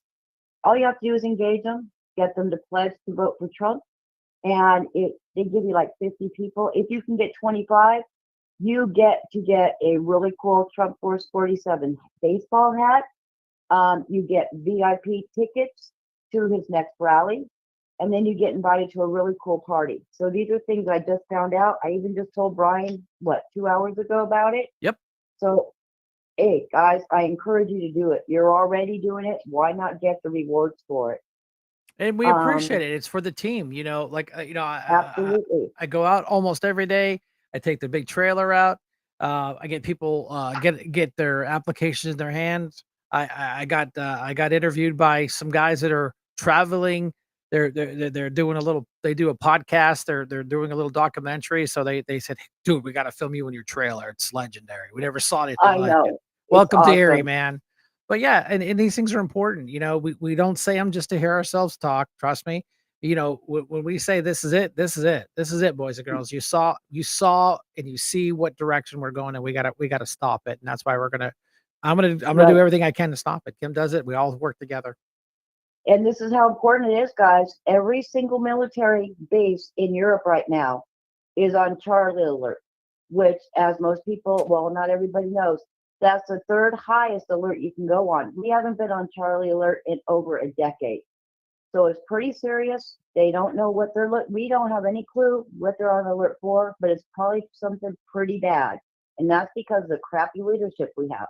We've never been in this position before. So it's so important that we get Trump elected.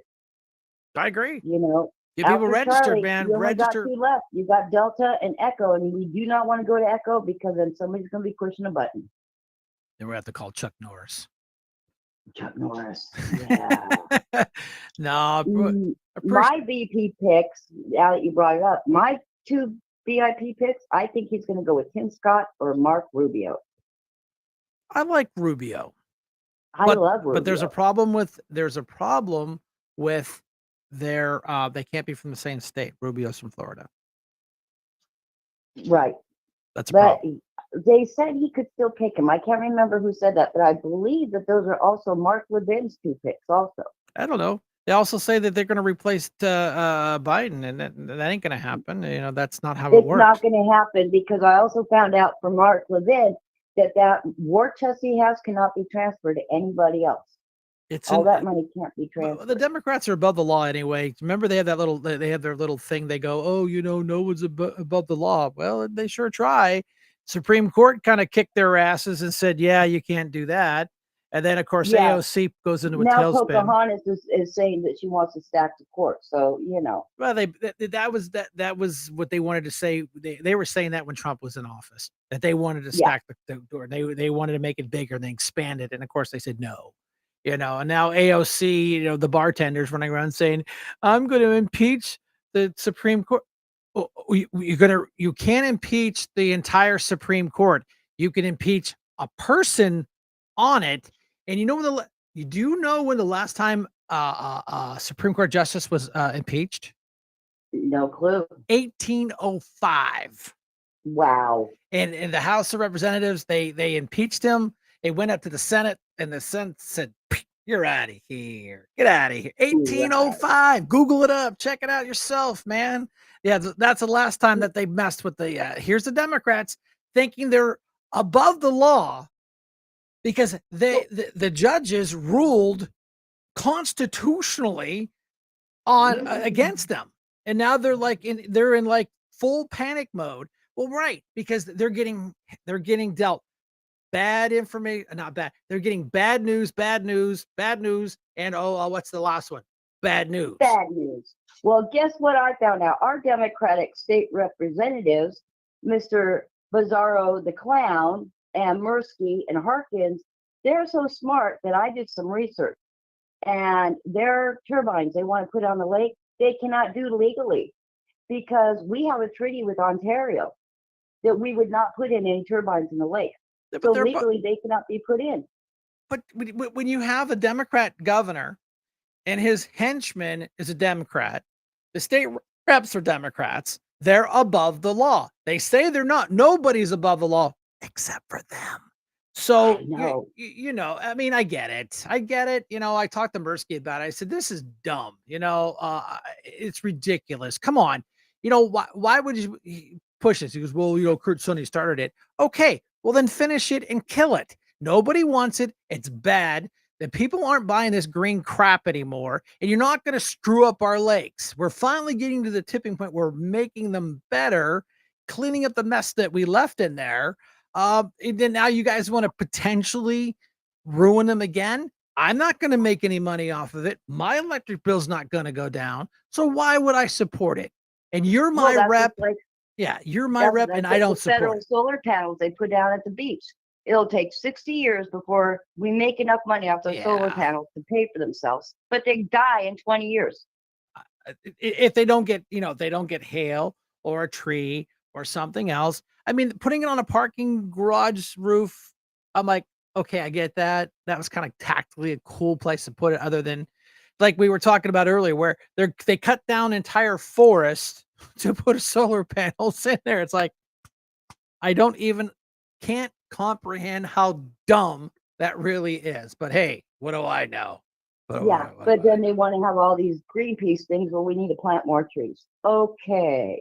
We need them. We need them.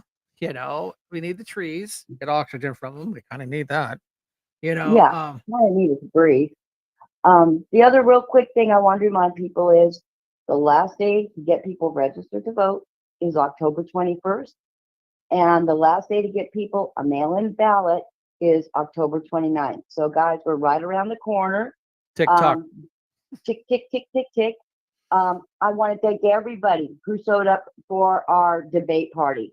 Wonderful showing, great karma. I don't know about everybody else. I had an absolute blast. I had a good time. And We it was a really good time. So we decided, we got a couple of guys to sponsor it. We are going to have another party to watch the RNC and watch Trump accept his nomination for president of the United States in July.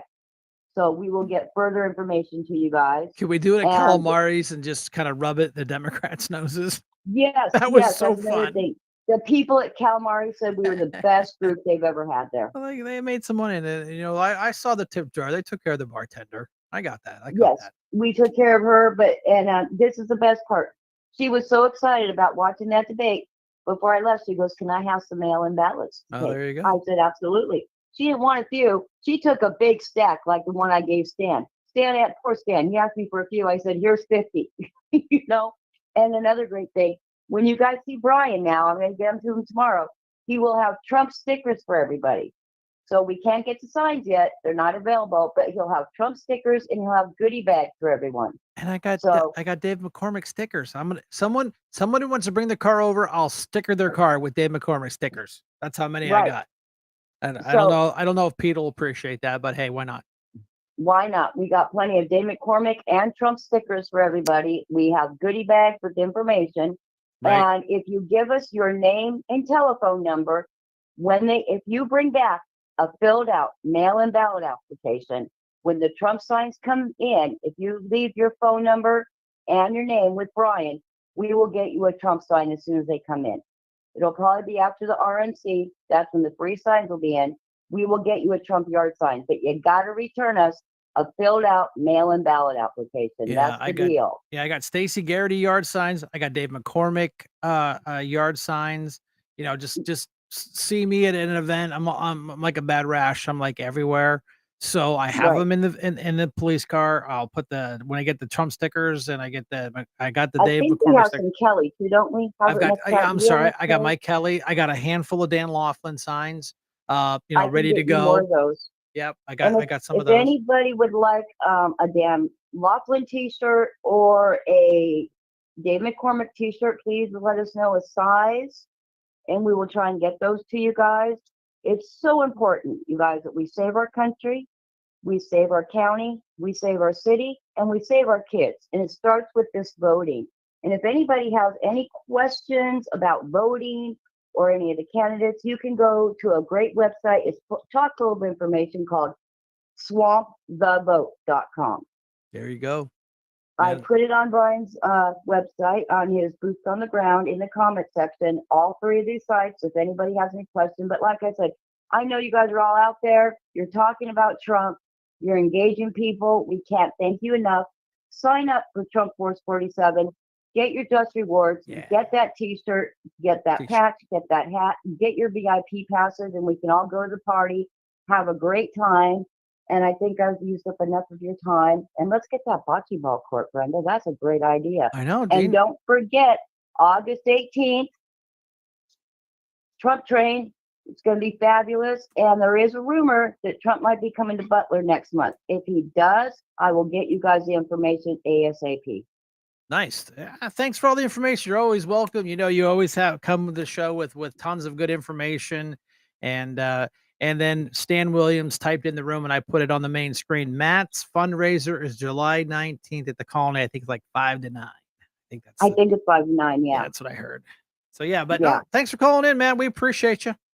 Well, I appreciate you and Brendan, the wonderful job you do and the sacrifices you guys are making. And let's all work together and get all these great candidates over the line. And let's take back our country and county and city. Yeah. Love you guys. Bye. Love you, Brian and Brenda. Bye-bye. Since we were just talking about the watch party, I think Brendan's got the video of the interview that Philip Ward did between myself and the Democrat chairman. You know, Mr. Tallarico. He used to come to the county council meetings and just be.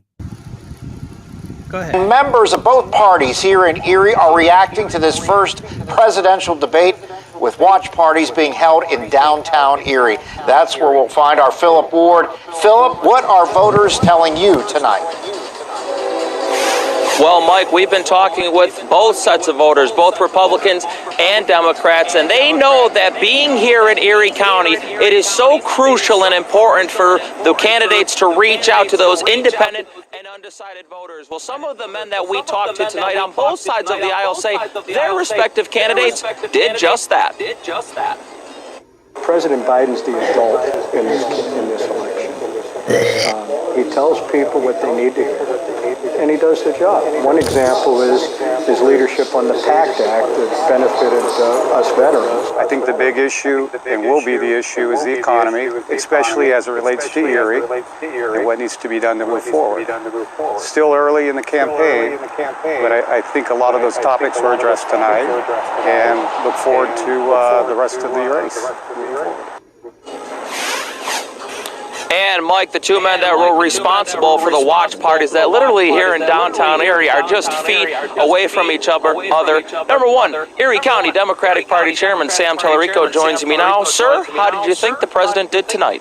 Well, a lot of the post-debate discussion is focusing on optics, and optics are important. And the president did have a slow start, but then he came around and really brought forth a positive view and a positive outlook for our country.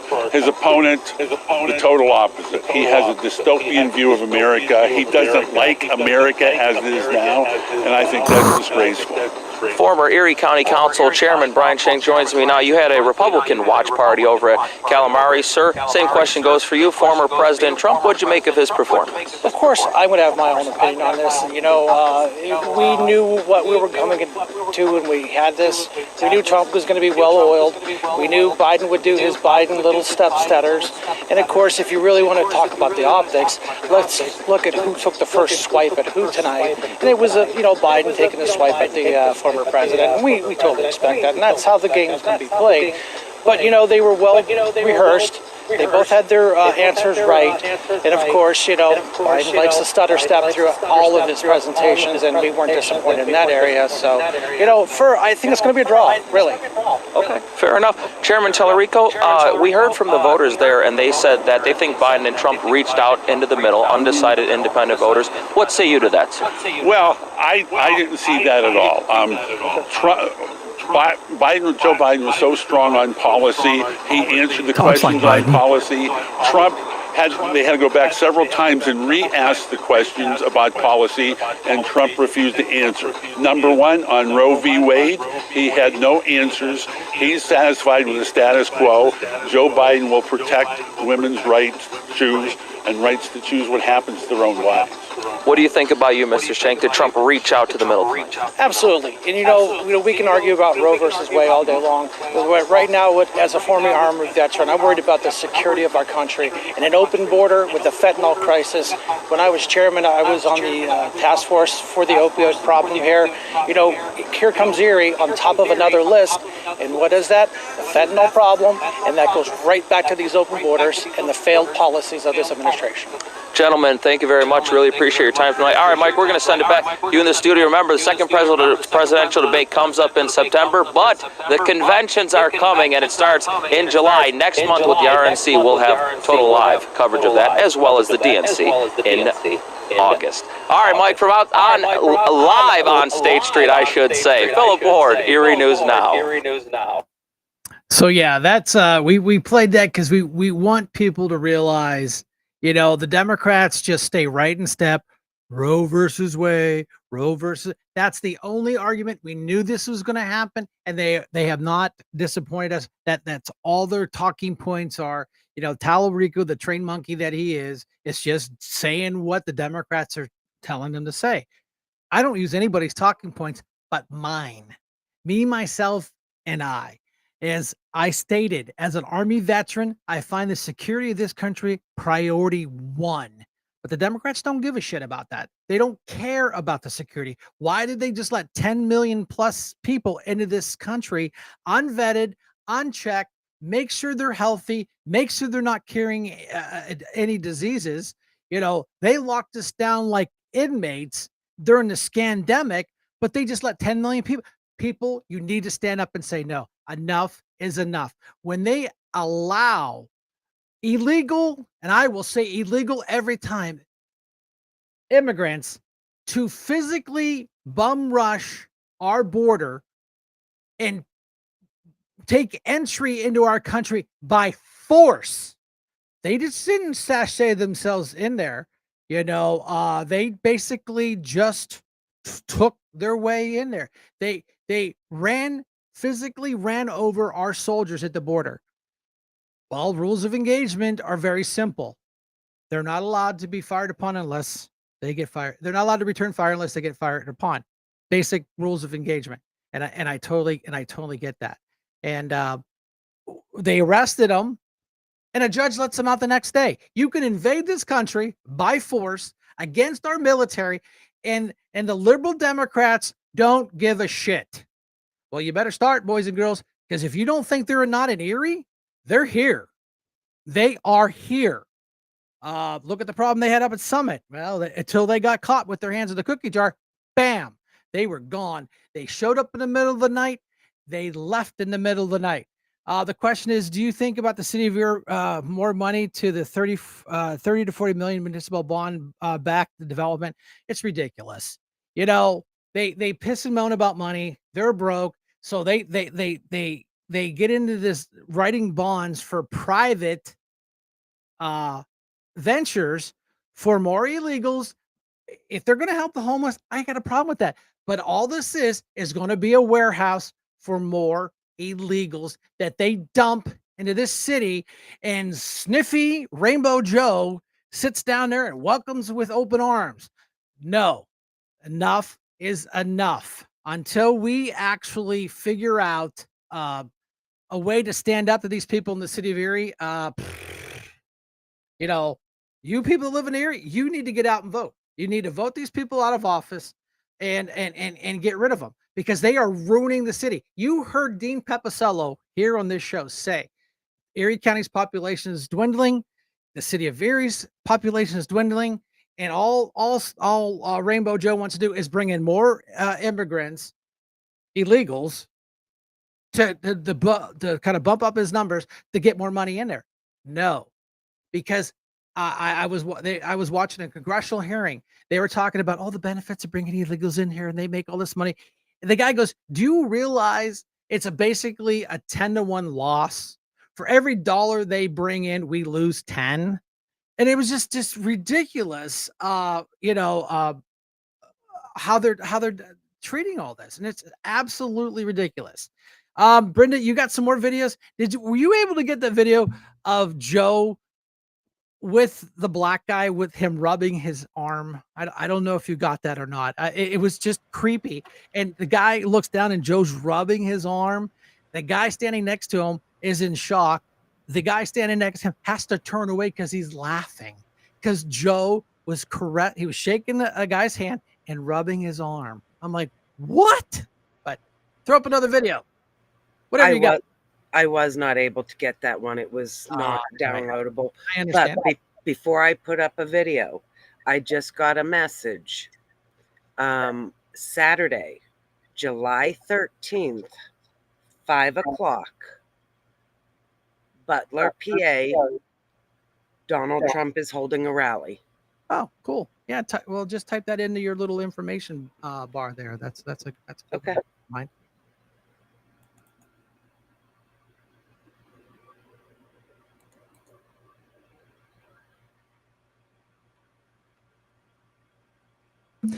Yeah, the city of Erie stuff. We're able to make every single solitary person eligible for what I've been able to do with the with the COVID. Excuse me, with dealing with everything we have to do with. Look, if we finally beat Medicare. Thank you, President Biden. President Trump. This is great. He's right. He did beat Medicare. He beat it to death, and he's destroying Medicare. it is the gospel. The city of Erie, I try to stay out of it. I try to bring information. You bring in some great points. You people, not you, You people in the city of Erie elected these people. Elections have consequences. These people, and you're right about your credit rating. You know, the county, and that's the thing we always argued about the community college was the fact that if we take this on and it goes bad like other projects have gone bad, it affects our credit rating. The city of Erie doesn't care about you, the taxpayers. They want you to go to work, they want you to pay your taxes and do what you're told to do. And so the city councilman can run around, have tantrums that they didn't get free tickets to an Erie event. Pid pro quo, pay for play. Uh, you remember this story 2 years ago? The city councilman didn't get her free tickets, and she had a tantrum in the news saying, "Well, if I don't get free tickets, I'm not going to give you guys money for support next year." What did you guys do about it? Nothing. You did nothing about it. So when you guys get mad at your duly elected officials in the city of Erie, nothing I can do. I live in Harbor Creek, and there's a million reasons why I live in Harbor Creek. That's one more reason I live in Harbor Creek because the left social wackadoodle crazy people are taking the city over and they're running it into the ground. How many times do we have to talk about the lists that the city of Erie is on? And it ain't bad. I mean, they're no good lists. It's all bad lists. You know, I drove my Hummer down State Street the other day, and I swear to God, I was in Iraq.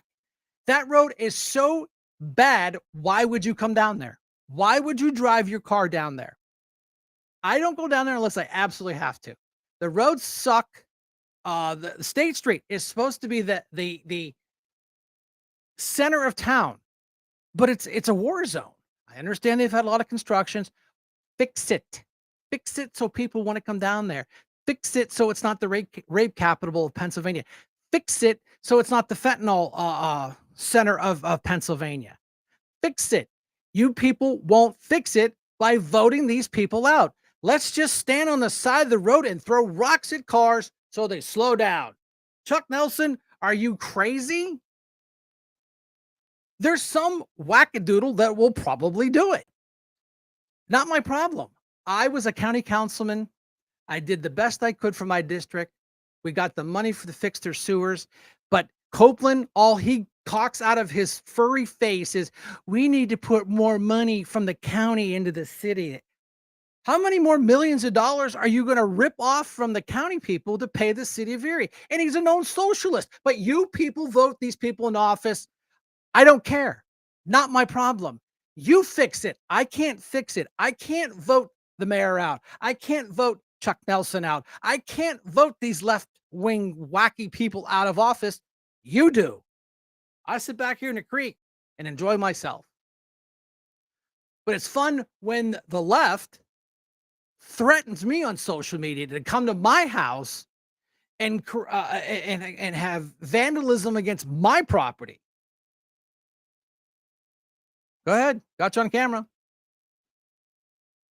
I've got the text messages from their hate. There is hate groups that come out of the city of Erie that hate every one of you in this room and all of our listeners. But we walk around, oh, but that's so progressive. Yeah, the party of tolerance is the one that's threatening.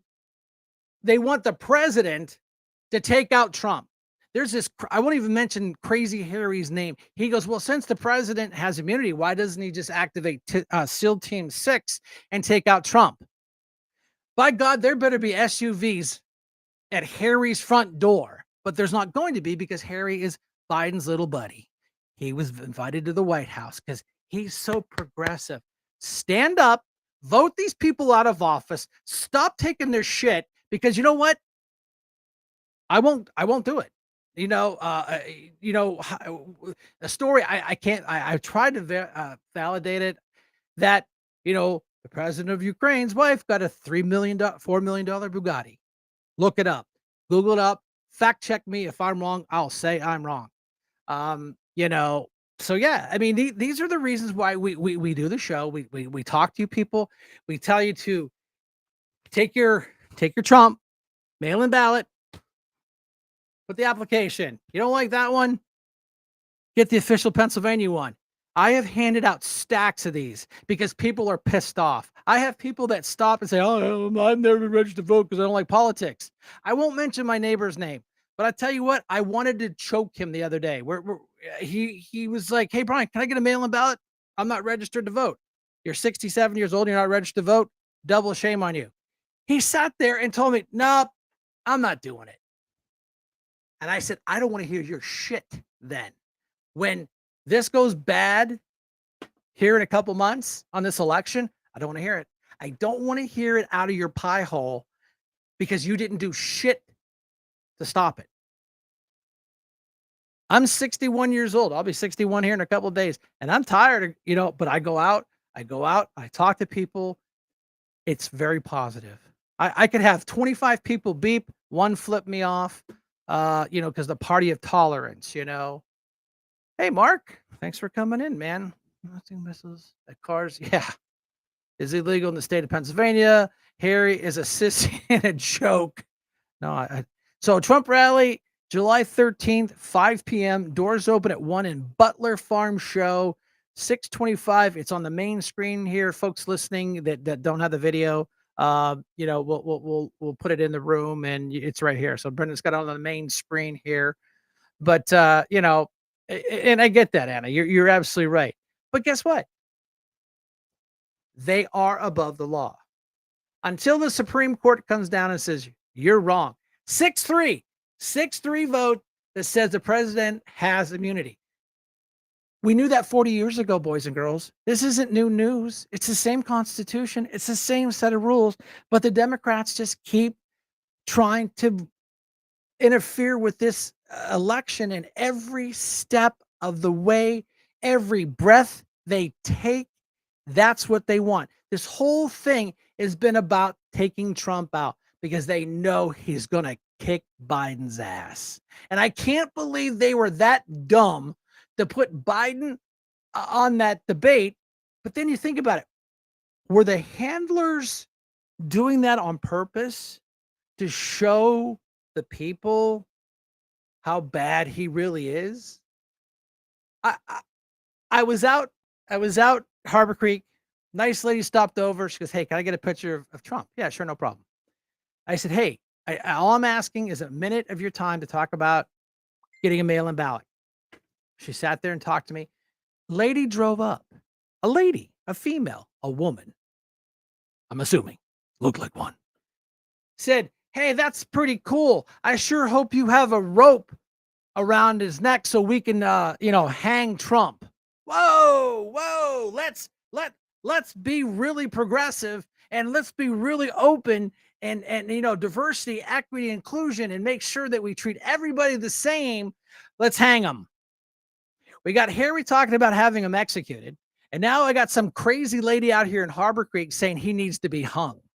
Wow, people, this is exactly my point. Every day I get up and I'm a little tired, a little sore. I go, there's people that I want to kill President Trump because they disagree with him. We got AOC saying she wants to impeach. She didn't say impeach a person on the Supreme Court. She said to impeach the Supreme Court.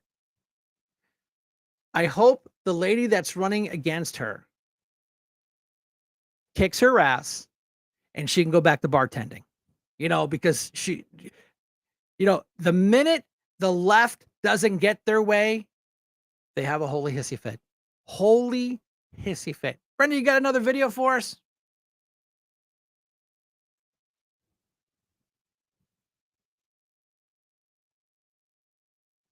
But this whole idea and this whole notion that maybe they should get a different candidate, that's not the way the system works, folks. You can't just go to your convention and say, well, it's not going to be Joe Biden. We want it to be Gavin or Gretchen or somebody else.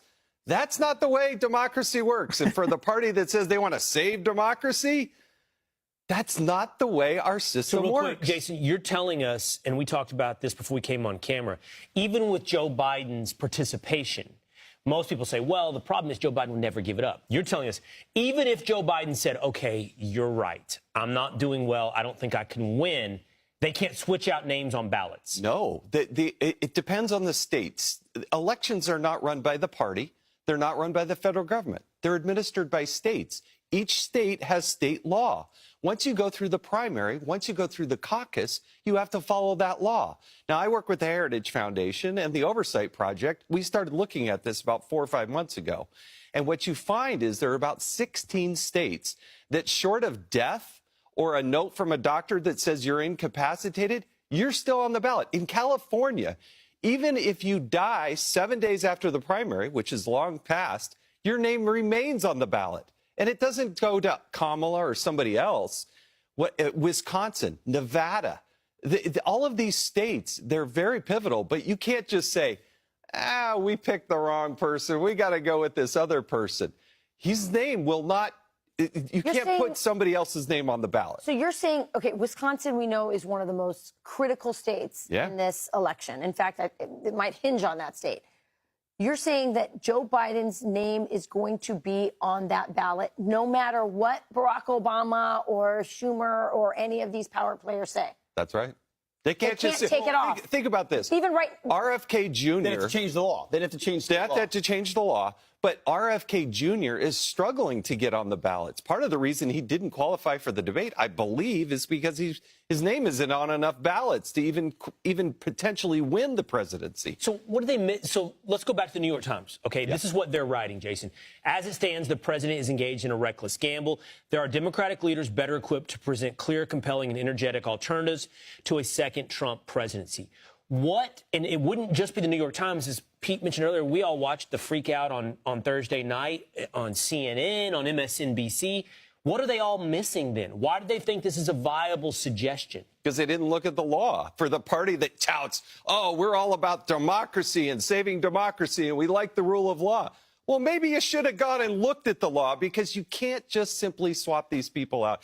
And look, this ship sailed a long time ago. Joe Biden should have stepped down. He should have been taking his victory lap. And shame on the media. They should have been doing their job, asking these questions, having the intellectual curiosity. And this is on Jill Biden. It's around those people that are closest to the president. I wrote a book about this, The Puppeteers. We've known that Joe's had this problem for a long time. Amen. And you know what? Jill Biden, she likes being the president. I don't think she wants to step down. Well, there you got it. You know, with a lot of discussion about this. Sorry. A lot of discussion about how they're going to take Joe out and they're going to replace him with this. It doesn't work that way. You can't just swap a president like changing a tire on a car. It doesn't work that way. Now, I got to tell you, excuse me. We talked a lot about the debate and what a debacle it was. Was Trump on his A game? Oh, you betcha. Didn't lash out. No famous gotchas. You should be in jail. And I get that. So he played a smart card. He played it very presidential. He wasn't a candidate. He's a former president. He's got to play it cool. And if he was to beat up a little old man that is not well enough to stand trial, because he's so, mentally not there, the critics would have torn him apart. So his team played that perfectly. And then that lying, cheating piece of crap, Joe Biden, looks at the camera and says, we haven't lost any soldiers on my watch the last century, in the last decade. Brendan, would you play that video, please? Because it's not me. The proof is in the pudding. It's his words, not mine. If you would play that video, please. Which one? The one where he says that no soldiers were lost on his watch, and it lists the 13 soldiers that he got killed under his watch. That never happened. Had a notion that we were this safe country. The truth is, I'm the only president this century that doesn't have this decade, that doesn't have any troops dying anywhere in the world like he did.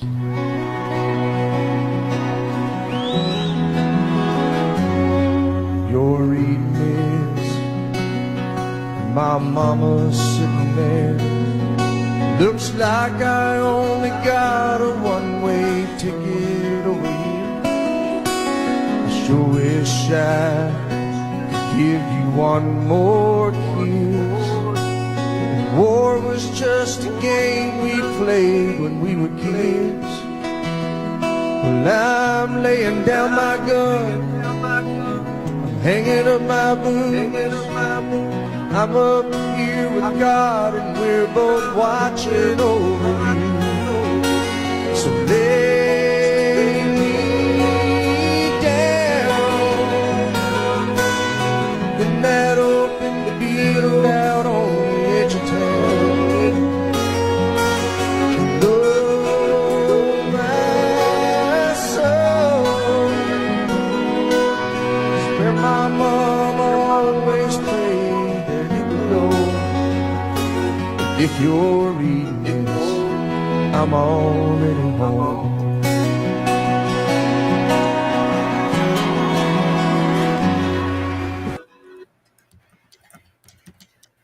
As an Army veteran, from a family veteran, when he looked at us in the eyes and said that nobody had died under his watch, and we knew it. My trailer on the back side has a lighted sign. Now, my lovely wife made that sign, 3 years ago when this happened, 2 years ago.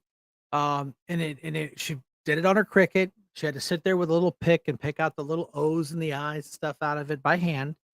And it's on my trailer right now and it's backlit. So you can see it at night. And it lists the 13 soldiers that were killed in Afghanistan. It shouldn't be a political talking point. It shouldn't be part of a strategy. But I'm telling you, as an American, it pisses me off. It really does. I was in the military. By the grace of God, I didn't have to fire a shot in anger. I was part of the Cold War with Russia back in the 80s. So I was very blessed. But I've known soldiers. We have several Harbor Creek families that lost their sons to that war. And to have the commander in chief just bold-faced lie. There was a video I had from a Gold Star mom. I don't think it was able. We have to download and transfer over. It's complicated. It was an interview from a Gold Star mother. One of the mothers that their soldier was lost under the Biden administration. If that doesn't just piss you off to your core of what America's about, I don't know what to tell you. Maybe you're in the wrong country. Maybe you want to be a socialist. Maybe you want to be a fascist, communist. All those hate people that hate the flag that I fly in my office and in the background of the show. Why? Because I took an oath to support and defend the Constitution. There's no expiration date. And any veteran that ever took that oath, I don't even know how you could be a Democrat. I really, truly do not understand what happened to your brain that you took that oath, you served this country, you left your family, you left your loved ones, then the potential of not coming home, that you support this. I'm trying to be nice. I don't want to get suspended off Facebook, but I'm telling you, it's got to stop. The madness has got to stop. We have to stop these people. But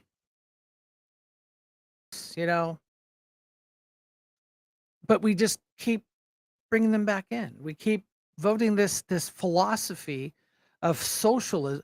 I had a lady drove by me the other day. I was at McDonald's meeting Brenda for lunch, and she stopped. She goes, "You're a fascist."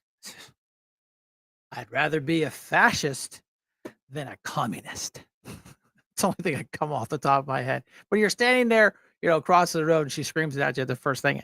I had a guy today, we talked about, I was out directing traffic in a bad accident. He got kind of snippy and yappy with me that he couldn't go the way he wanted to go.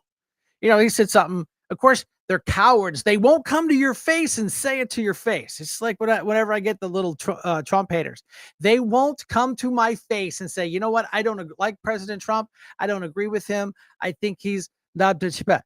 They won't do it to your face. They do a drive-by. I was out yesterday, had a ton of people stop over ton of mail-in ballots. And a guy drove by me in his little yuppie little SUV and flipped me off. Why don't you have the balls to come talk to me and do that to my face? I don't know. But I think we're gonna bring this thing in for a landing. I mean, it's man, it's 10 o'clock. 10 o'clock, 2 hours. Look at that. 2 o'clock. We've been really doing, let's see who's trending the best.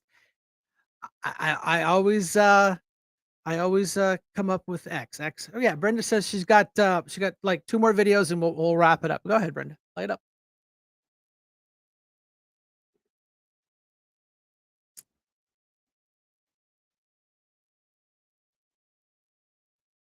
Do we have new poll numbers for President Biden post-debate? We do. CBS News YouGov conducted some polling post-debate. We can compare it to pre-debate numbers. And the bottom line, Alice, it's not any good. It's not any good. Look at this. Voters who say that Biden has the mental health to be president. It was just 35% pre-debate. Look where it's dropped to now post-debate, 27%. How about that he should be running for president? It was 37% pre-debate. It's now 28%. I have never seen numbers this bad for an incumbent president during my lifetime. I mean, that mental health to be president, just 27%. You might say, okay, that's low, but a lot of people thought Biden was too old back in 2020. These numbers look nothing like this back in 2020. These numbers were bad already, and the truth is, Allison, they have gotten just considerably worse, even in just a few days after that first presidential debate. Now, I'm just going to stop it right there for a minute, Brenda.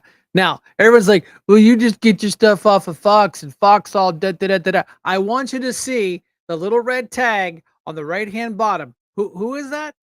I want everybody to, can you all read that? I hope you can read it. CNN. This is a CNN poll, not Fox. Who's like, well, Fox is this and Fox is corrupt and Fox is blah, blah, blah, blah, blah, blah. CNN. The debate was on CNN. After the debate, the CNN hotshots all got together and threw their own guy under the bus. So, this is, like I said, I wanted everyone to see that, like I always get a lot of like, it's not no, CNN, man, the Clinton News Network right there. Their own people are throwing Sniffy Joe under the bus. So I think you had one more, Brenda. Do we have new poll numbers for President Biden post-debate? Sorry about that. Go ahead and kick that out of there. Put another one up, please. Early on in the debate where President Biden was talking about the national debt and seemed to lose his train of thought, paused for several seconds and then gave a confusing answer. He said that when that happened, the entire room was just completely silent and in shock, and that this member's own reaction was that he wanted to jump off of a bridge. And he said that throughout the course of the 90 minutes of the debate, he and the other lawmakers in the room felt like Donald Trump looked young and Joe Biden looked old, and that Donald Trump seemed to mostly be on the offensive and that Joe Biden seemed to be mostly on the defense. Democrats, he said, are just panicked right now and don't even know what to do. I mean, these are some really devastating reviews for a Biden campaign that really wanted to use tonight to dispel this notion that President Biden is too old for a second term. Right. Now, people are like, you're beating this old guy up pretty hard. I said, well, I'm not beating it. They're like, well, it's not fair because that's age discrimination. I've never once mentioned his age, ever have mentioned his name, that he's too old. I've never done that. I look at what he can do when he opens his pie hole, and it ain't good. I know ain't a word, and I get that. I'll give you the haters like, Shank using the proper language. I don't give a crap. It's my show. I'll say what I want. If you don't like it, click off. Have a nice day. It's what he says. And then when the rigged the Department of Justice says he is just an old guy that can't stand trial and blah, blah, blah, blah, blah. He can't stand trial because he's too old, but he can be the president. What kind of bizarro world are we talking about here, boys and girls? That is absolutely the most ridiculous thing that will go down in our history. The fact that he is too old to stand trial. You go out, and if you're 85 years old and you're driving and you're drunk, you kill somebody, you bet your ass you're going to court. You're going to jail. They will sentence you and they will nail you right to the cross on that one. So don't give me this thing, but it's just the Democrats with the Department of Justice is absolutely out of control. I have to look out my window and make sure there's no SUV sitting out there because, man, I'm telling you, as a Republican on 5 formats, I can't believe that I haven't had a knock on the door. It's like, Mr. Shank, we're from the FBI. Where's your warrant? They come to your house. Where's your warrant? Don't call their bluff because they probably have one. Just saying. But no, this has been a great show. I thank you all. I didn't think I would be talking for 2 hours. You know, it's just an issue of we had Dean Papicello, a great guest, great just guy just has so much walking knowledge of our township and politics. He can talk on the national level. He can talk here. And like I said, you know, if you want to hear more from him, we'll bring him back on. He's hard to get, but I can get him back on here. I'll just tell his wife or steal his dog and he has to talk to me. These are just local issues that are important. We're trying to show you. Oh,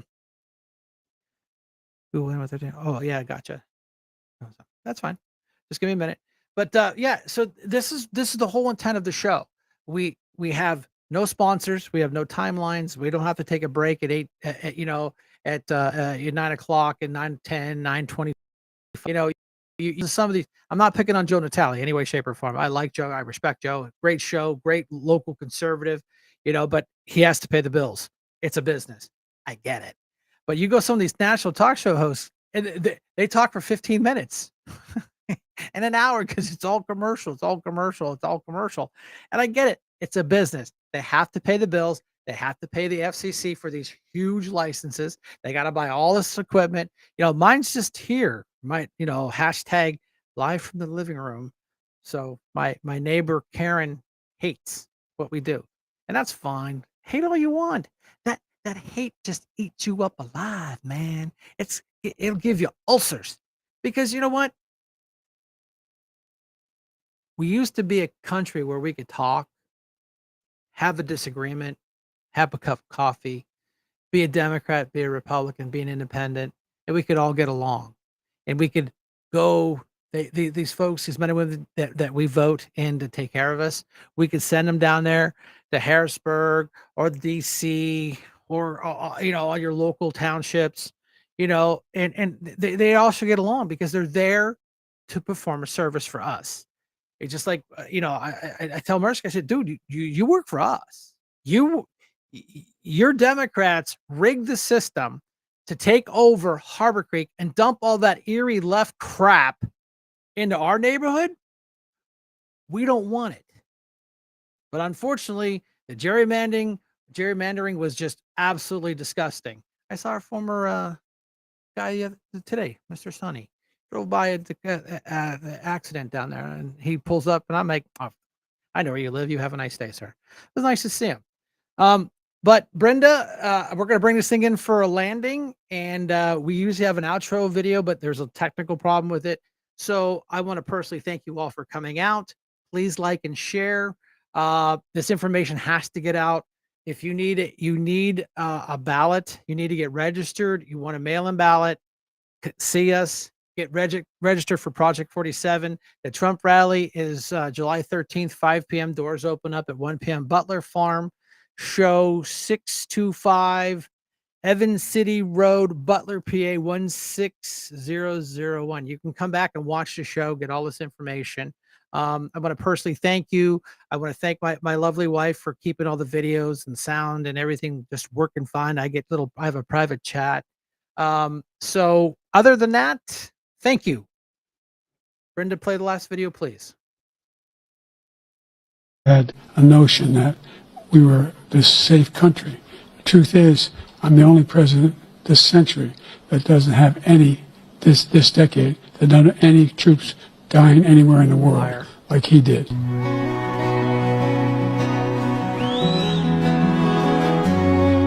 You're reading this, my mama's sitting there. Looks like I only got a one-way ticket over here. I sure wish I could give you one more kiss. And war was just a game we played when we were kids. Well, I'm laying down my gun, I'm hanging up my boots. I'm up here with God and we're both watching over you. So lay me down in that open field out on the edge of town.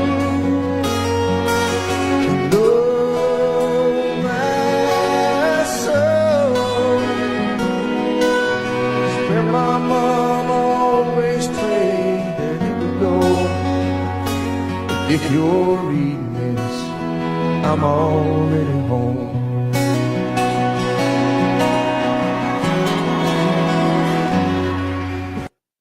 All right. Good night, everybody. Thanks for coming out. I'll see you next Wednesday. Maybe we'll talk about a Sunday matinee, depending on the weather. Have a safe 4th of July. Everybody, please be careful. We had a bad accident down here in Harbor Creek. Thank you, Jesus. Everything was fine. And have a good night.